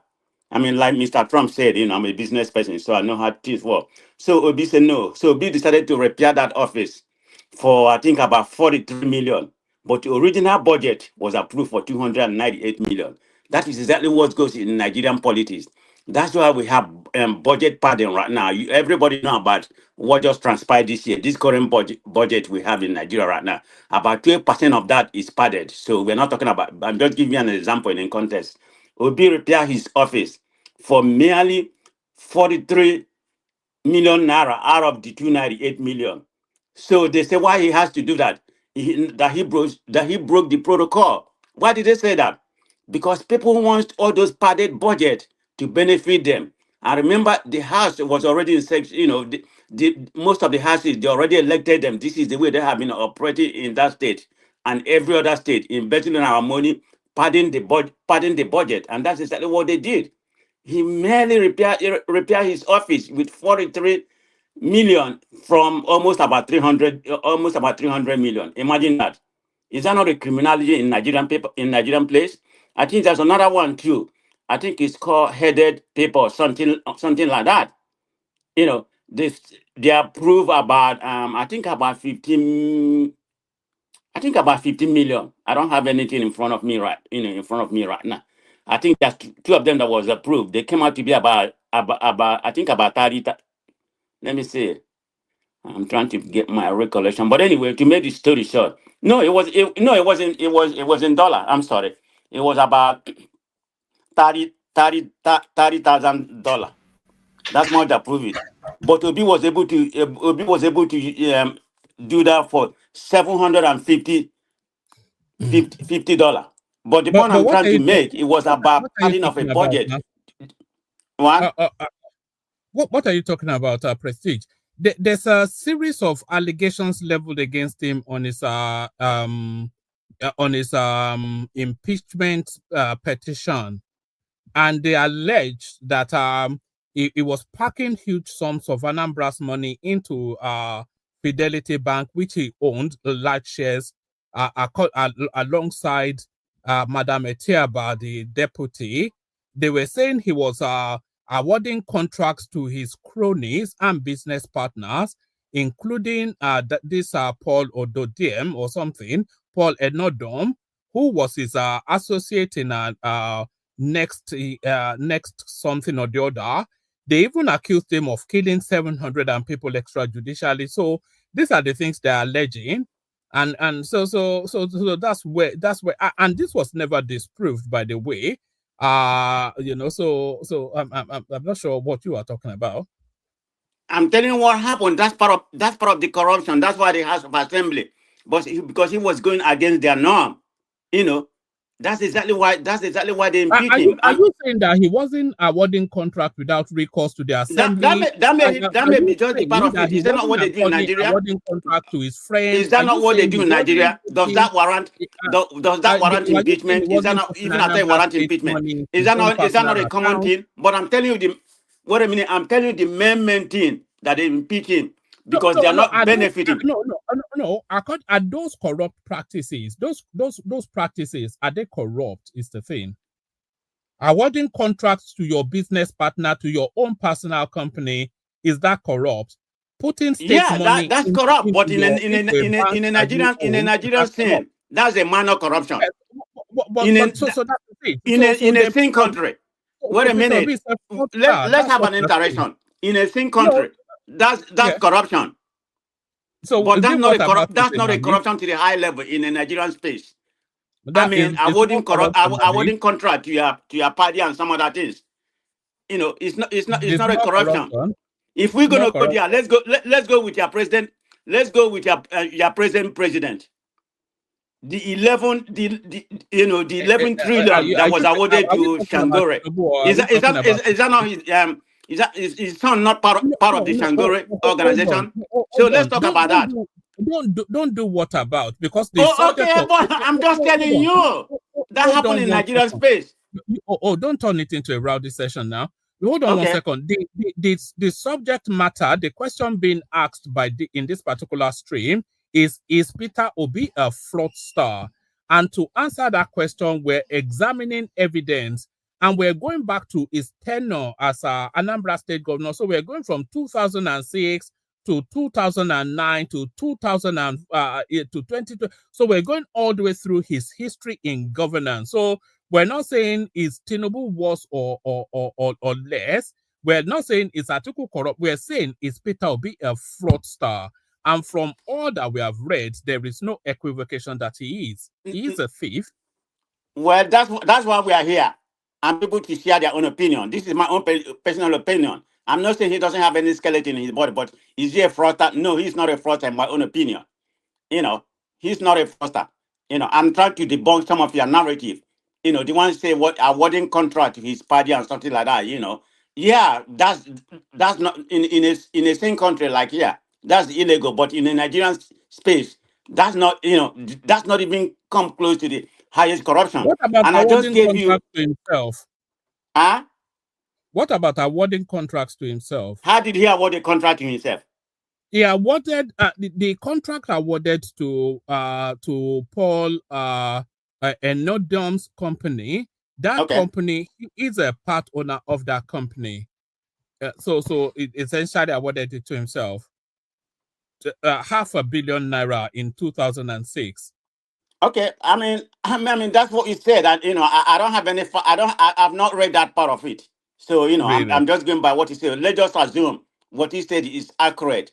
Okay, that may be part of his skeleton, but that's not to the highest standard to what we are witnessing right now. Is 250 million naira in cash? Is that a high enough a level? No. We're coming to that area. We are going. Hold on, one man.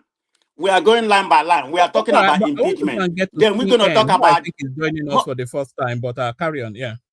One man. We have to go one by one. Right now, we are talking the reason why he was impeached. Then after that, we're going to go to the Pandora paper. Then we're going to go to this 250, which was their last narrative. So let's go one by one. You already lay your point. Everybody listening already heard what you said, and I'm coming here, to align with you, the one I think you make some sense, and debunk you to some of it. It doesn't make sense because, in my own opinion, about 80% or 70-something% of what you say here, I'm going to debunk it. Yeah, in my own, it's just a makeup. It's just fallacy. That's what I'm saying.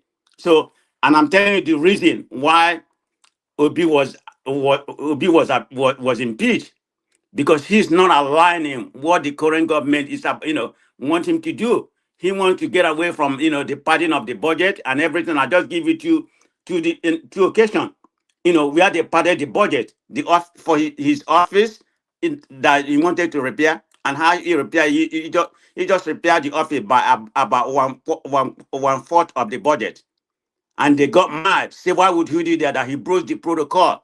That he's supposed to come to them, and they're the one they are the one they're supposed to approve it. He refused.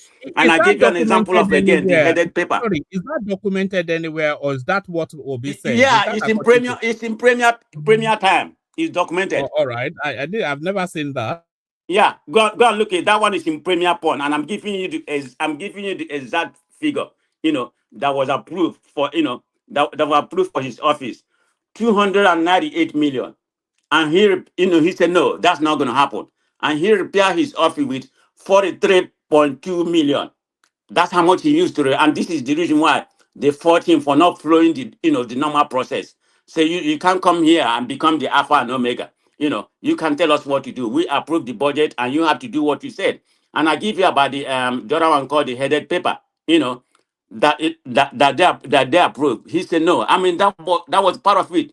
And part of what he said, awarding a contract for his colonial or whatever, that may be part of it too. But sorry, Presi, is it your contention that Peter Obi is right to award contracts without recourse to the State Assembly? Is that what you're saying? No, I said it's not. I'm not disputing what he said, but I'm going to go read that, and I will come back another day. We talk about it, but I don't have the fact to back up what he said.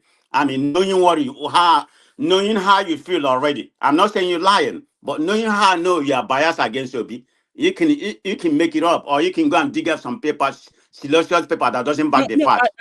I didn't actually even dig it up, or it was documented. No, I'm not saying you made it. I'm not saying that's what you're saying, but I mean, opposition can write on, and that could be fact. And I tell you, if that's true, then that's wrong. But what I'm saying, in a same country, that's a minor infraction. In a same country, that's breaking the law. That's against the law. But in a country like Nigeria, that's nothing. That's why I brought the Tinubu narrative here. It's not that I want to talk about Tinubu. No, I don't care about Tinubu. That's not what I want to talk. So I brought that as an example.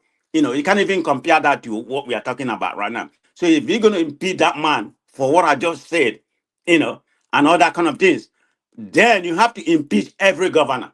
So you can't put this what you just narrated about why Obi was fraudulent or embezzling the money in Anambra but State. Obi promised us that he was coming to dismantle the structures of corruption now. So and he did okay in a Nigerian standard.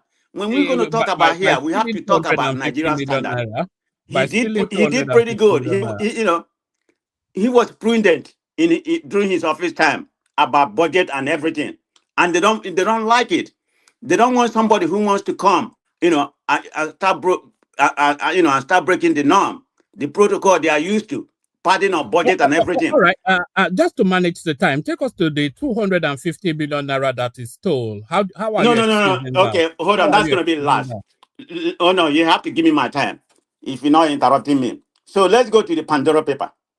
When did Obi establish the Pandora paper? I mean the offshore account. The offshore account was established in the year 1990. That's when it was initially established. Then in 2010, he incorporated it. I think he renamed it to, is that what did he say again? DMGG, right? He did not rename it. He formed a company in 2010 called Gabriela Investment Limited, and he used a proxy to do that in the British. Wait a minute. We know we know the offshore account started that's when he was in London. Go and find out about that. In the 1990, that's when he first opened the offshore account. That's way before he became a governor. He became a governor sometime in March or February 2006. That's when he became a governor. So he has started opening the offshore account, but he cannot make it limited, with his name Gabriela. I mean, with the daughter name Gabriela. Then in 2010, that's when he upgraded it to PMGG, which includes his son. That's not true. That's not according. That's 2010. Hold on now. The Pandora Papers. It's not even about Peter Obi. It was a global investigation across. I know very much about. Yeah. I know much about offshore account. Hold on. It's not an attack on Obi or anything. Obi was just a subsect. They had this bunch of files, and from those bunch of files, all this name came out, including Obi's name, and what they established about Obi. He incorporated that thing in 2010. Right. Which was well into his 4th year as a governor of Anambra State. So it was right at the midpoint of his tenure in Anambra State. He incorporated it, and then he hid it behind proxy names. All these South African name, Monaco name, and all of these names. He hid it, and then he moved the company to then hide that company into another shell, and then he hid it in yet another shell. So it's quite clear what he did. Okay, give me my time before give me my time, because I'm going to digress a little bit, because you make me lose my thought, because it was rushing me. You talk about impeachment. I'm going to make it fast. That impeachment part, just 1 minute. When this guy was impeached, I think sometime in November, and he was impeached. I think they did another election. I think Mba or whatever was elected, but when he went to Supreme Court, Supreme Court said no, they have no recourse, they have no reason to impeach him, that he did everything properly. So he was out of office for 8 months. He was out of office for 8 months. That's close to a year out of his 8 years. So you can pretty much say that he was in office for educational purpose for people listening. He was in office for 7 months and 7 years and 8 months. So it's not quite. I'm just trying to for educational purpose. So he wasn't in office for 8 years. It was 7 months, 7 years and 4 months that he was in office. So let's put that in context there. And Supreme Court said, Supreme Court reinstated him after that. So let's stick with this Pandora paper. Like I was saying, earlier, the Pandora paper investment was initially in the 1990 when he was in London. That because before he became a governor in 2006, then he opened an investment under his under Gabriela. Then he reorganized it to a company under the PMGG Investment Limited. That was in 2010. So is he trying to invest us? Yes, he did. So let's call it a spade. But according to him, he claimed that he didn't know it was an invasion of tax. But hey, That's for people to decide, but that's what he claimed. Do I It, buy it, it that? didn't know No, it was I don't an buy that. invasion of facts. Former I'm bank just calling manager, I'm just the calling owner how I of see it. Huh? That's what he said. But do I buy that? And No, by he's the a way, what smart you said guy, is you not know. So true. a lot of What you people do said is invest, not you true, though, know. but I carry mean, on. even your former premier Tony Blair, didn't he do the same thing? So it's a lot of people that have done it. Even the presidential candidate in America, Mitt Romney, he did the same thing, and that came up during the election against Obama. But not, I mean, nothing came of it. It's just a crooked way of, of diverting tax. But how illegal it is, it has not been proven. Unless people who actually launder money and they find like they really launder money. That's few of them that have been indicted. After all, just at least about 10 people in Nigeria who invested in offshore account in Pandora paper. So Obi is not the only one. Let's just be more specific in Nigeria. Obi is not the only one that do that. So that's the part when it comes to that Pandora paper. I think you're flogging it to be something like is the worst criminal in Nigeria. For me, if I have opportunity, I mean, I'm not the governor. I'm not running for election. But if I have the opportunity, as a business person, to have a tax haven, I'm gonna do it. So I'm just being very realistic. So let's talk about the last one because I want other people to speak. I don't know how many people in this platform left. Let's talk about the 250 million, right? So my point: why would Obi invest? Why would Obi stay? Why would he be that dumb to carry 250 million naira in his car or in the house? Why couldn't he do that back through a transaction through his bank? I mean, that man owned a lot of bank. Why he couldn't do that? But the final analysis is No, that hold on. Let me answer that question. yeah. If he's wanting to steal the money without having an audit trail, then he would do that by stealing it in cash, which was what he did. And then he took it to Lagos to try and convert it to hard currency and fly it out of the country. But the police caught him.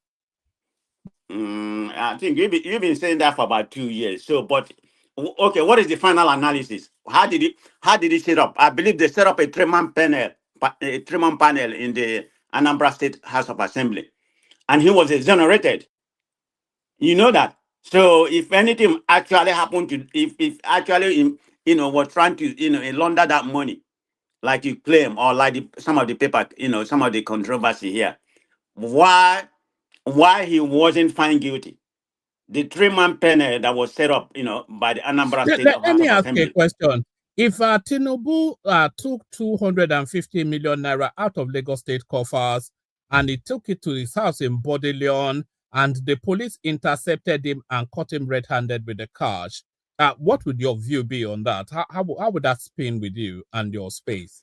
No, that'd be criminality. But what is going to be the final judgment?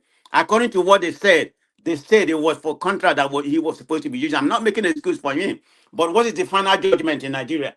I said three-man panel was set up, and he was, he was vindicated for any complicity, in the 250 money laundering, like you said. Nothing came out of it. He was cleared. Three-man committee was set up by the Anambra State House of Assembly for the 250 million. I don't have He the was detail. never cleared, though.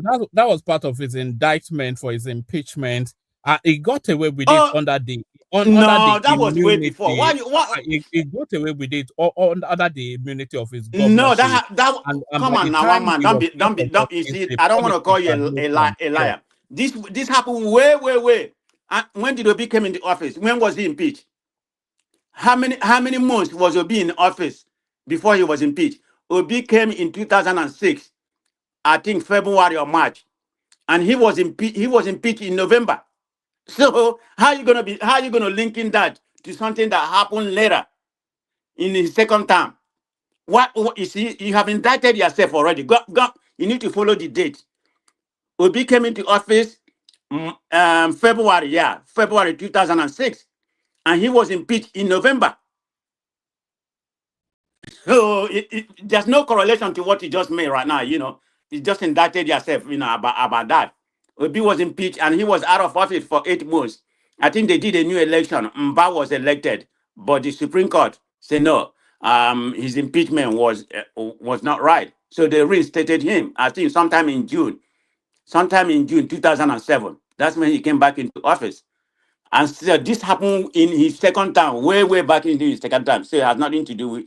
It's not even close for you to put the whole thing that he was laundering that 250 during, and that was part of his impeachment. No, it wasn't even close. So you need to get your facts straight, or some of the way you try to indict Obi. Is Obi a saint? No, I don't. I mean, no, I can't consider any politician in Nigeria to be a saint. But in Nigerian space, the way I see it, he's the least corrupt. That's my own personal opinion. So that's how I see Obi. But I'm gonna ask the question again. Are you gonna do all this documentary, all this narrative documentary you're doing here? Are you gonna do it to other presidential candidates? No, I why will. Why just Obi? Why just Obi? I will. I want your panelists here to ask you that question. If you are being honest, you asked the question now. So do you want me to answer? I Yes. will at some point, but this is just part one. I have a whole file of Obi's corruption, so I'm only just playing out 3 line items. So I still my have question about- to you, I- one I- man, is it I just still gonna have- about? Is I- it I just have gonna be five- about it's Obi? a 5-part Are you only gonna do series. about Obi? I'm going to do you asked the Criminal question. Let me answer biography. now. You asked the question. Let me answer now. This is number 1 in a 5-part series. I have a whole raft of documents about Obi's corruption. So this is just 3 Forget about items. that. What I'm saying is, it just gonna be about Obi? No, Yeah, are you gonna profile only about Obi? I'm trying to answer you now. Okay. This is number 1 of a 5-part series on Obi, because I have about 20-25 documents that's irrefutable about his corruption. That just No. You can't say something irrefutable because most of them is your own personal opinion. After I've done that 5-part series on Obi, then I'll go on to Atiku, Tinubu, etc., etc. So yes. Okay. May God keep us alive to see if you're gonna do that. I will keep everything you say right now in suspect. Knowing you how you feel about Obi. I mean, I hope to live the day that you're gonna do that before 2027. But you have done your profile and Obi. It is what it is. But I come here to debunk some of your narrative, in my own opinion. And about 80% of what you said, are just an illusion. That's how I see it. It's my own personal opinion. But all right, brilliant. All right, brilliant. Stay with us. So that's Man of Prestige, of course, who insists that the impeachment petition against Peter Obi, which lists him awarding contracts to himself, the 250 million naira that is told that he was caught red-handed in his own apartment with the money. One man, wait a minute. One more thing. Let me move on to another voice now. Just one more thing. So people for educational purpose. Do you know that Peter Obi office was during his time in office, 7 years plus, was the least indebted state? Go and look at the DMO, the debt management office record. He's the least indebted, state during his time. So that's something for you to keep account of. I think Willie Obiano will tell you differently, but because he came out. But that's the fact. It wasn't me. Go and look at the debt management office. Hold on, Willie Obiano, who succeeded him, told us differently. But it's not what Obiano said. Go and look at what the Independence Office said. So forget about Obiano. I mean, doesn't have access to the the man was very prudent in his office. When he was in office, doesn't have access to the data. Is that what you're saying? Hold on. Obiano actually live in the state coffers when he left as governor. And are you willing to publicly publish the bank verified statements to settle the matter once and for all? Yes. Not talking. Yes, my predecessor left 9 billion cash and 9 million or 9 billion? 9 billion cash and 25.6 billion in script issues. These are sovereign wealth fund and shares in other banks. If you put 9 million to that, you get 35.5 billion. Technically, but he issued checks worth over 15 billion before he left, waiting for me to cross over before those checks started appearing. So you can see it's teaming and leading in accounting. That's what happened. So this is fact. We have published it already. It's already in the social media. It's everywhere. All right. So Okay. Finally, let me use this second. Let me hold on. Let me use this second to debunk this man. This is a man who has been indicted by EFCC, and you want me to believe his credibility? Obi left 500 million in investment equivalents in the office and 150 million cash. I'm not saying that's a lot. That's nothing. He could have invested some of them, but you can see how many governors have left any money. $150 million. We're talking dollar in cash, and up to 500 million in investment equivalent. So what is this idiot talking about? This is a criminal who hide in Texas here. You want me to believe? You want me to believe that he has a credibility? Come on now. You need to bring somebody with credibility, okay? Thank you. All right, thank you, Prestige. So Prestige knows better than the governor that succeeded Peter Obi. So that's great. Let's go on from you, Prestige, to CN, who I think is maybe joining us for the first time. I'm not sure that I've come across his conversation before. So CN on mute. So the simple question is Peter Obi a fraudster? And we're looking at the evidence that are way either way, and the conclusion of the evidence is almost without equivocation. Peter Obi is a fraudster. What says you, CN? It's good morning from here, Mr. One Man, and the audience and those that are commenting. One Man, I decided to come in because I did a couple of comments which your platform doesn't allow me to continue.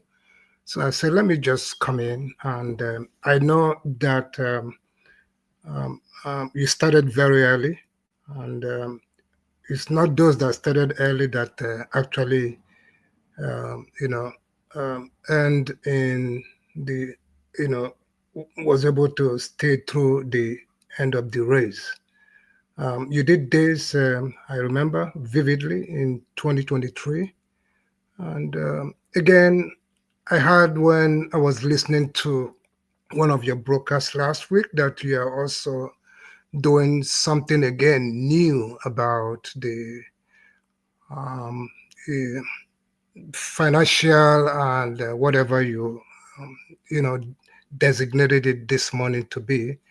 And I thought you had something pretty unique. Unfortunately, it's just the same attitude you exhibited in 2023.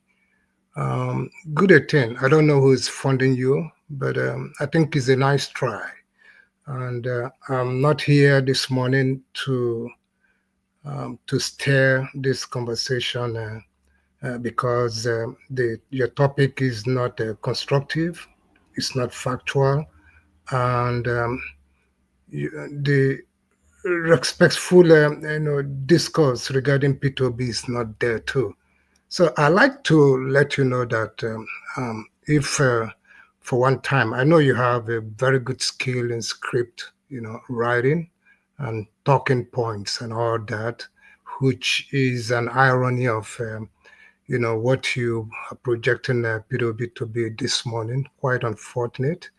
P2B, I want to tell you is that if you ignore his positive contributions, that means you are not a very truthful man. Sometimes I doubt how I became a citizen of the same country with you, because even when you are reading out some of the names you read it, you can't even pronounce them because they are Igbos. Are you here to attack him, or you want to talk about Obi? Can you keep quiet? I'm talking. Are you here to attack the owner of the platform? Hey man, let the man talk. Let me make my statement. Come on. Let the man talk. You think I come here to waste time?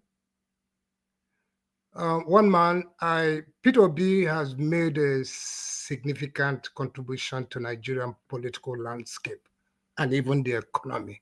You do know this.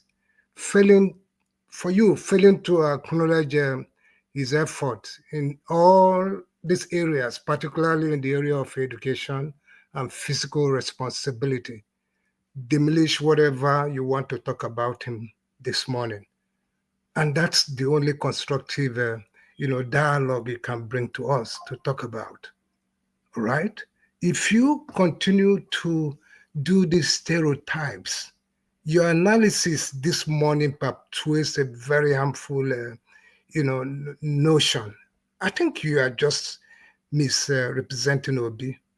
You get it? And that is very, very unfair. Stop generalizing this tract, because what you are just trying to do, you are trying to create a division and misunderstanding among a different group, particularly his ethnicity. I know that's where you are going, because that's the politics you people are going to play in 2027. They want you to start, the narratives. So please be careful. It's not going to work no matter what you do, no matter what you try to dig this morning. So I just want to advise you, try to be more responsible, try to find something better to do. Thank you. All right, brilliant. So you have no thoughts on the indictment allegations of Peter Obi. Can you hold on, please? You have no thoughts on the indictment allegations of Peter Obi, the Pandora Papers expose that told us he was laundering money, and the 200 he ran away. So there it is right there. So final words to you, to Kenny, and we may just wrap it up. Woman, Kenny, yeah. Woman, first of all, let me just say this. Thank you for the opportunity. Listen, I'm very glad and happy in my heart that the Obi supporter, they are feeling the pain right now, because the truth is coming out, and they don't want the truth to come out. Anytime someone come out to say the truth about Obi, they feel pain and they don't like it. They just want to hide under their own cocoon, and they want to hide under the lie they tell people. How can you rebrand a black horse to be a white horse? You know what I mean? Obi is a black horse, which everybody knows. Even his identity is always wears black all around, and black signify death in the first place. So he's a very dark person, both in and out in his heart. You know what I mean? So whoever that is supporting Obi, that's feeling pain right now, that woman come out in fact, they cannot even speak to the facts. You show them the video, evidence, they can't speak to that. Or what they want to come and say, oh, you are this, you are that, you are that, you are that. Woman, no one can blackmail you. You own your own platform. You're a man of yourself. You know what I mean? Do what you are doing. Everybody, if they're not supporting you, God is supporting you, because truth is better. Obi is somebody. I see. No matter who they want to say Obi is, everybody know him. He himself, himself. All what they will do is they'll just be reverencing, talk nonsense. What people know, they want to turn everything upside down. Who doesn't know about it? Pandora. Then one of Presi was saying, "Oh, this. What about this? What about this?" If it's Tinubu that have Pandora record, what are you gonna say? You'll be laughing, jumping up and down, and say, "Oh, Tinubu." Now they are giving the facts about Obi and his record. Record don't lie, but they don't like it. You guys could continue crying. You cry. We just started. Now we are starting. We start early. You know what I mean? So we'll start. See, actually, you guys are giving my own voice. I'll start coming out, talk about your Obi idiot. That's right, because you have the energy to talk about Tinubu. And one person was saying, are you going to come out to talk about the other people? No one has right to tell the man how to run his platform. If you like, he can come tomorrow and talk about Tinubu. Who cares? If Tinubu has his own issue, we'll talk about it. But don't come on this platform and come and start painting black, white for us. We know who Obi was. You know what I mean? Obi is a thief, a core criminal. You know what I mean? So I don't want to go beyond this, but woman, I don't want you to be discouraged like that other guy. He came on the platform, he rants and run away. He's a coward, because he's only a coward that can do what he just did. You know, man of prejudice that dividing Obi, you don't even know him well. You always say to yourself on this platform that you joined politics maybe 2-3 years ago. Obi has been a system for a long time. He's even he was a part of Abacha regime when the old nation running Eskan Scatter because of Abacha. Obi was making money through Abacha. He was part of our special cabinet in his youthful age.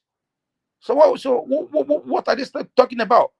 I blame the people that are and the media in Nigeria, especially the Jaras TV, that try to project Obi as somebody. He's a loser. He's a failure. He has no track record. And I always ask them, show me one legacy Obi left back in Anambra. All what they'll talk about is, oh, he turned education from one to one to from A to Z, which we all know what he did with education they're talking about in Anambra. No single infrastructure. Obi paying a lot of people in Anambra, mass burial to people. He's sacking people from other religion. Even people that are Christian, that they are not Catholic. He's working against them. So we'll know who Obi is. Obi is a bigot. So everybody supporting him too. They are all bigot too. They are just lying.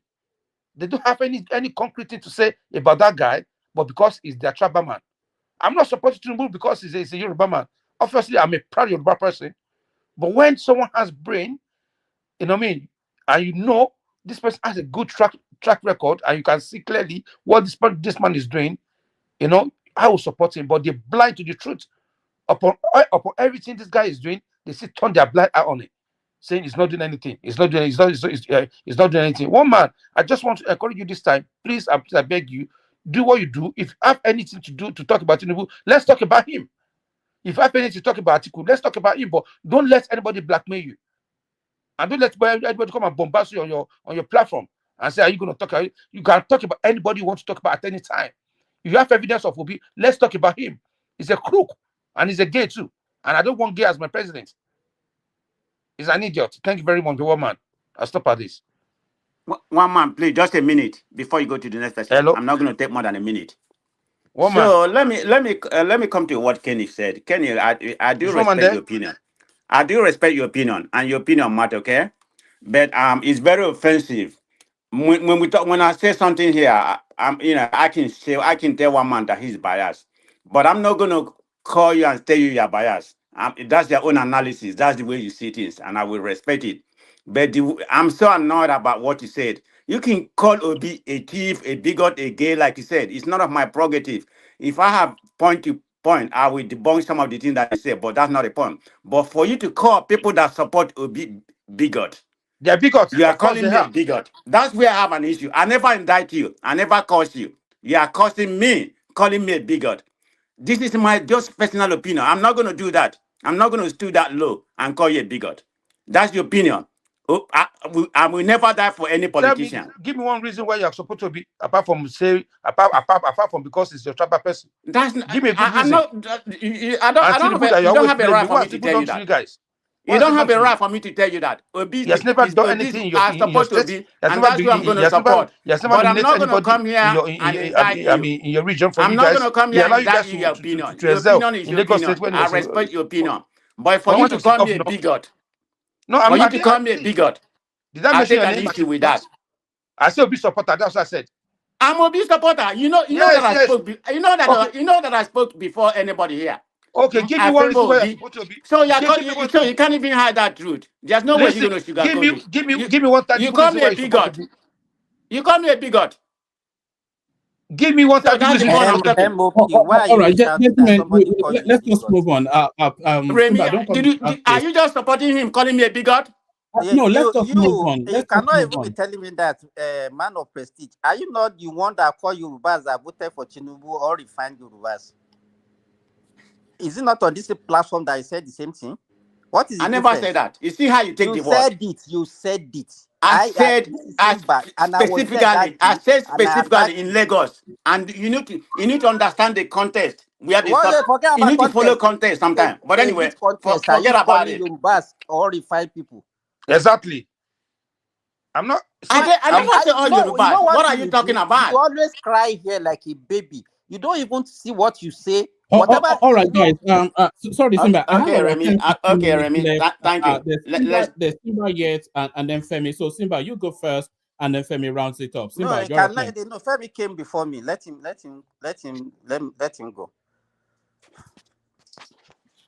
Is Femi there?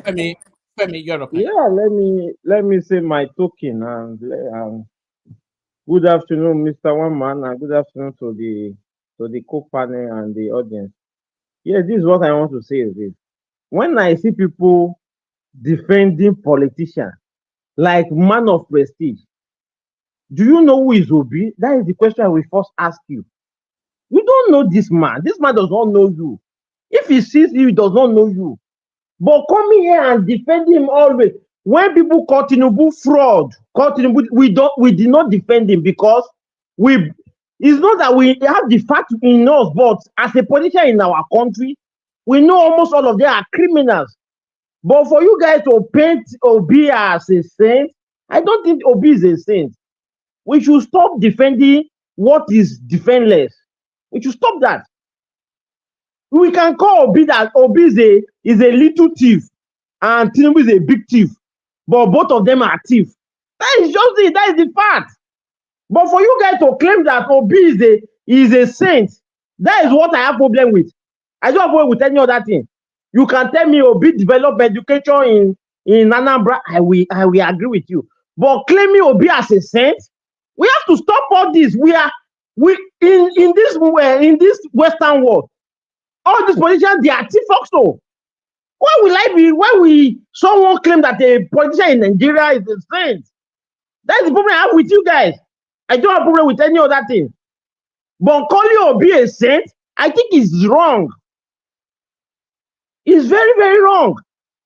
Obi is also a thief. He's a criminal. But claiming Obi is this, is that. Tinubu, if someone says Tinubu is a criminal, yes, Tinubu is a criminal. Why? Better, Alpha Beta? Yes.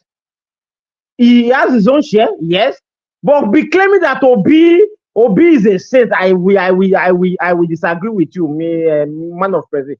Let me bring this point. If someone is contented in life, like Obi, the way you guys claiming him to be, moving from MAGA to PDP to Labour Party, does that show someone that is contented? No. It shows he is a chameleon. But when you guys just claim that this guy is this guy is that, I'm not saying that 250 million controversy, I'm not saying that he take it, but what I'm trying to tell you guys is that you guys should stop defending him. You can defend him that you want your tribe to be the next friend of the country. But bragging that Obi is better than Tinubu with their 8 years tenure in office I think that is getting too far. Tinubu was a president, was a governor in a better state, more than Anambra, because of the money coming into the coffer of the state. That's a different case. We can argue about that. But if we are talking about what they do, like their performance, Tinubu is miles away from him. But you can argue a point with me that I want my tribesman to be a president of the country. No problem. I will agree with you. I don't have issue with that. But you guys should be claiming that Obi is this, is that. Obi is nothing. It's like you, bro. It's like you, man of prestige. It's not, you are more brilliant than him. I'm serious with you. When this guy is saying something sometimes, you look at him, if you are realistic to yourself, you look like those questions you can answer it better than him. It happens. But for you guys to claim that Obi is this, is that, we should stop all this. 2027, yes, I want him to be the next one of the country. Yes, I agree with that. I don't have issue with that. But claiming that Obi will do this, will do that, I think that is foul. That is lie. Obi is not coming to create heaven and earth in 4 or 8 years. It's not possible. People will still cry. People will complain. That is in Nigeria. When they were selling cement for at the rate of 600, 500, people that build us then, they are fewer than now. That cement is 10,000, 9,000, I don't know the amount. That is the life, that is the country we are. People complain. People will be wailing that, oh, it is hard. That is Nigeria for us. We should just know that. But you guys should be claiming that Tinubu is the one that started this. Bro, people have been wailing in that country for a very long time. Without subsidy, people cry. That is the country we are. That is the country we came from, and that is our country. Nobody is denying it. Support the president. When Buhari was there, I voted for Buhari for the first time, but the second time I was not in support of him. But I pray for his government to be successful. That is how you guys should be doing. 2027, you come out and campaign against Tinubu, fine. But when wishing bad for the country because your candidate is not the one in charge, is not the citizen in the country, we should stop all this bitter politics. We should stop it. We have to stop all this bitter politics. Igbo. This is the funniest part of it, that if Tinubu won 2027 election, everybody will be quiet. That is what happened to Buhari. When Buhari won the second time election, everybody was quiet till end of his tenure because they have nothing against him anymore. When Tinubu won the second time, everybody will still be quiet. That is in Nigeria. Your first time, everybody will be at your neck. But the moment you won the second time, people just get out of it. They will just leave you. That is in Nigeria. People paint there's crime, there's criminal, there's bandit, there's this. This has been there. This has been there before Tinubu, and this will be there after Tinubu. That is in Nigeria. We should stop all this Tinubu, this, Tinubu, that. Bro, I can't lie to you. I wish my country the best any day, anytime. I'm a bona fide Nigeria. I speak good about my country any day, anytime. That is me. And I won't stop that. I won't stop it. I want my country to be the greatest country in the planet. That is how I want it. I'm positive. But when you guys in Nigeria is finished, that means that person is not a Nigerian, that is not a good citizen of the country. Nigeria is this, Nigeria is that.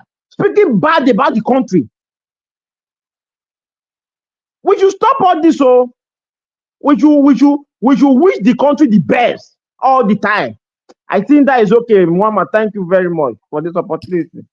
Oh, all right, brilliant. That's an impassioned submission by Femi there. So thank you, Femi. So the final word goes to Simba. Simba, you're up next. Okay, woman, good afternoon from here. I will divide my own submission into two. I want to talk about Obi himself and the Obi supporters. Obi, is just like is a package that the Obi supporters submitted to us for us to see like a saint. But whoever has been following Nigeria politics and has grown up in Nigeria to the extent, so we know who Obi was during his governorship, even before then. Obi that supported, as you said earlier, that supported a bad government like Abacha against the wish of the people, came in, was impeached, and all those things that you have listed. And then some people will come out here and say they want to debunk. How have you been, even one man of press, how have you been able to debunk everything that one man has said? You are just murmuring. You're just shouting on top of your wall without even any substance in what you are saying. There's no substance there. You say if you compare Tinubu, everybody, you come here every day, you lambast Tinubu that he has nothing, he has plunged our economy into mess and everything. You say it, nobody will call you a bad guy, nobody will call you any name. And your brother came here, you are shouting on Kenny that you should allow him to talk. That one just talk rubbish and left. He could not even debunk any of the things that woman. We come here, we talk with facts. It's not about emotion. You people, you talk with emotion. And that one man, notice it, they are also packaging this useless governor that they have, OT, the same way they are packaging Obi. That's the same way they are packaging that one also. Now, the guy is a fraud now. Oti is also a fraud now. He already went in and spent 10 billion naira on his own personal house. They won't talk about that. They major in packaging rubbish. That is what they do. This morning, if you listen to our discussion when I was talking with Tunaja, I said, Tunaja, take my own governor, Adeleke, that even everybody have been coming say is just a dancing governor. Compare his achievement with what Oti has achieved. He couldn't even say anything because the guy performed far better than OT. But nobody will say that one. It's not on the social media. But OT will do 1 kilometer of road. They will say, he's the best governor all over the country. That is what they are good at.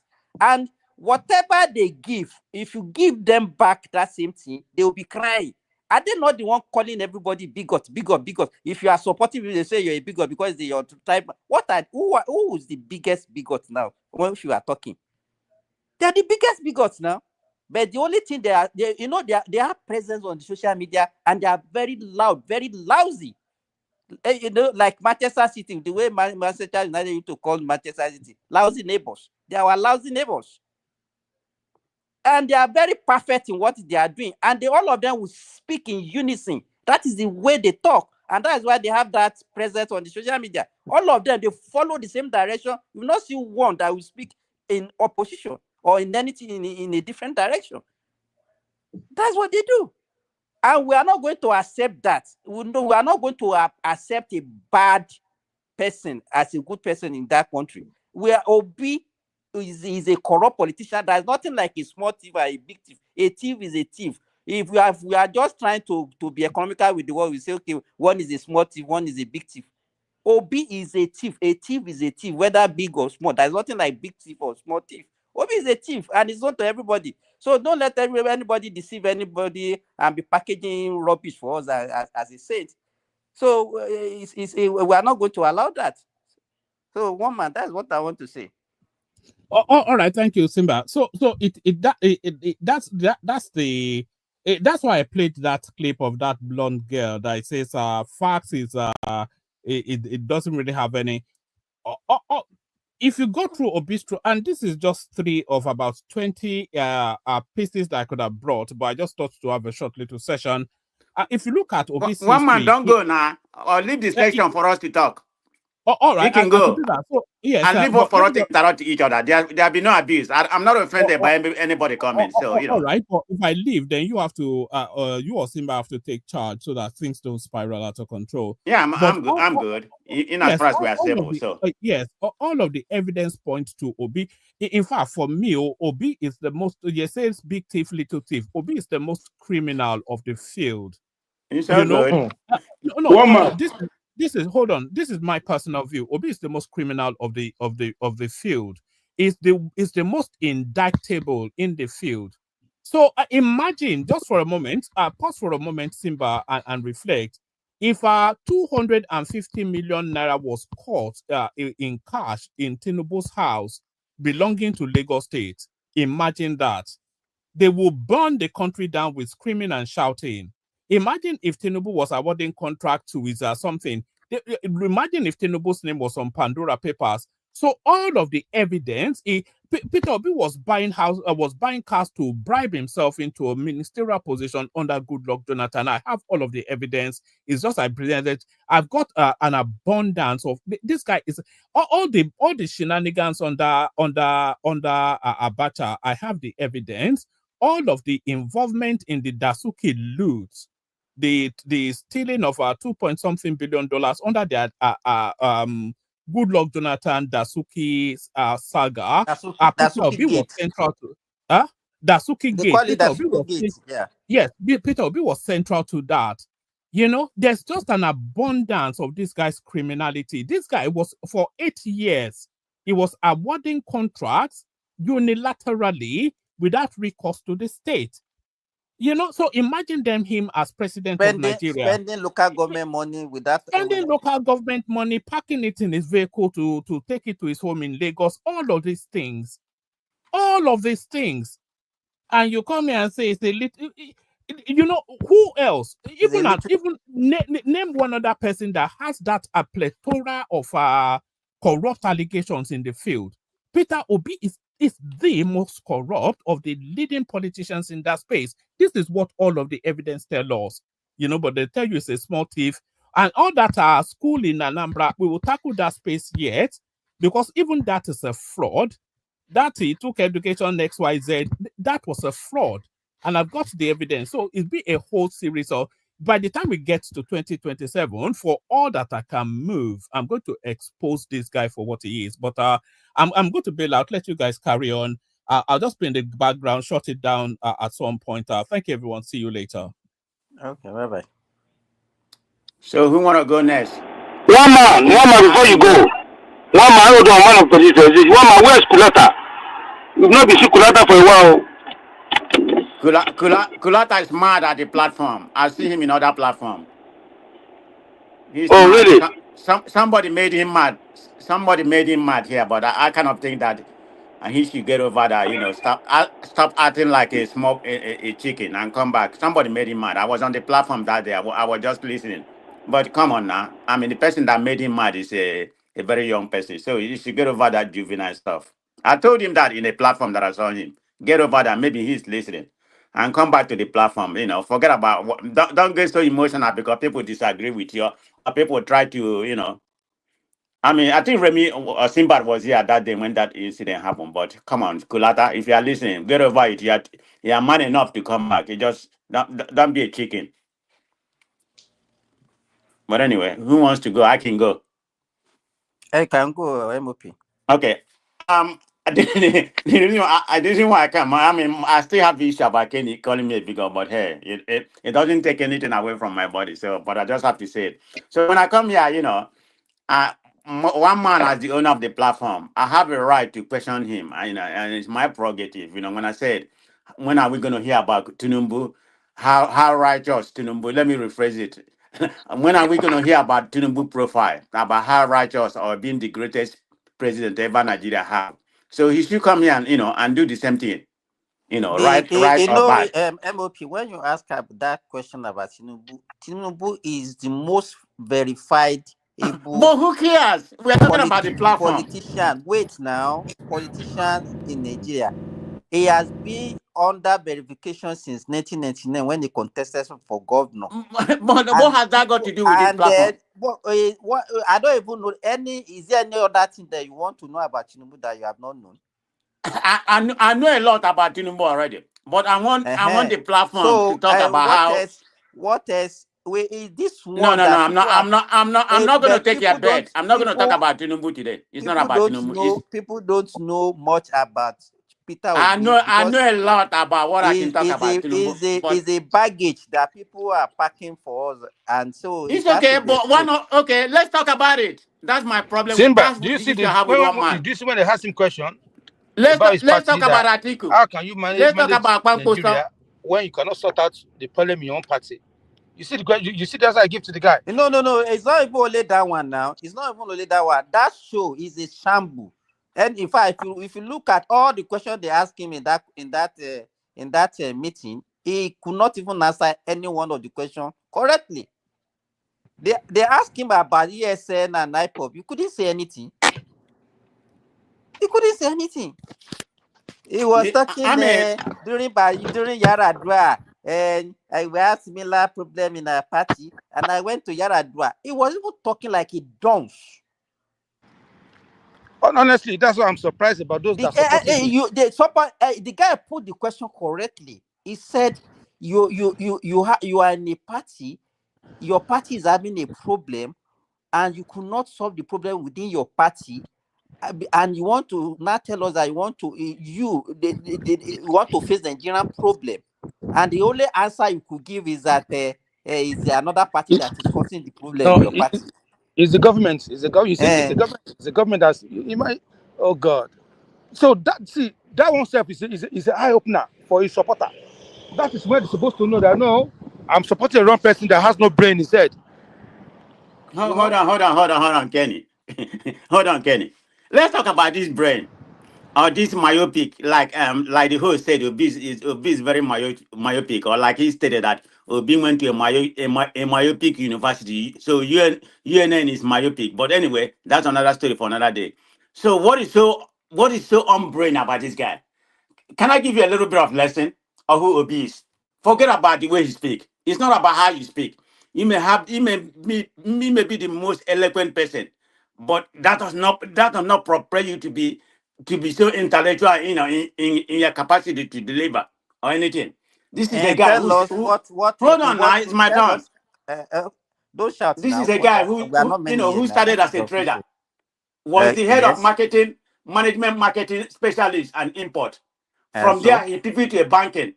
This is a guy who is the chairman of about seven bank, Fidelity Bank, Mortgage Bank, View Security, and Paymaster Nigerian Security.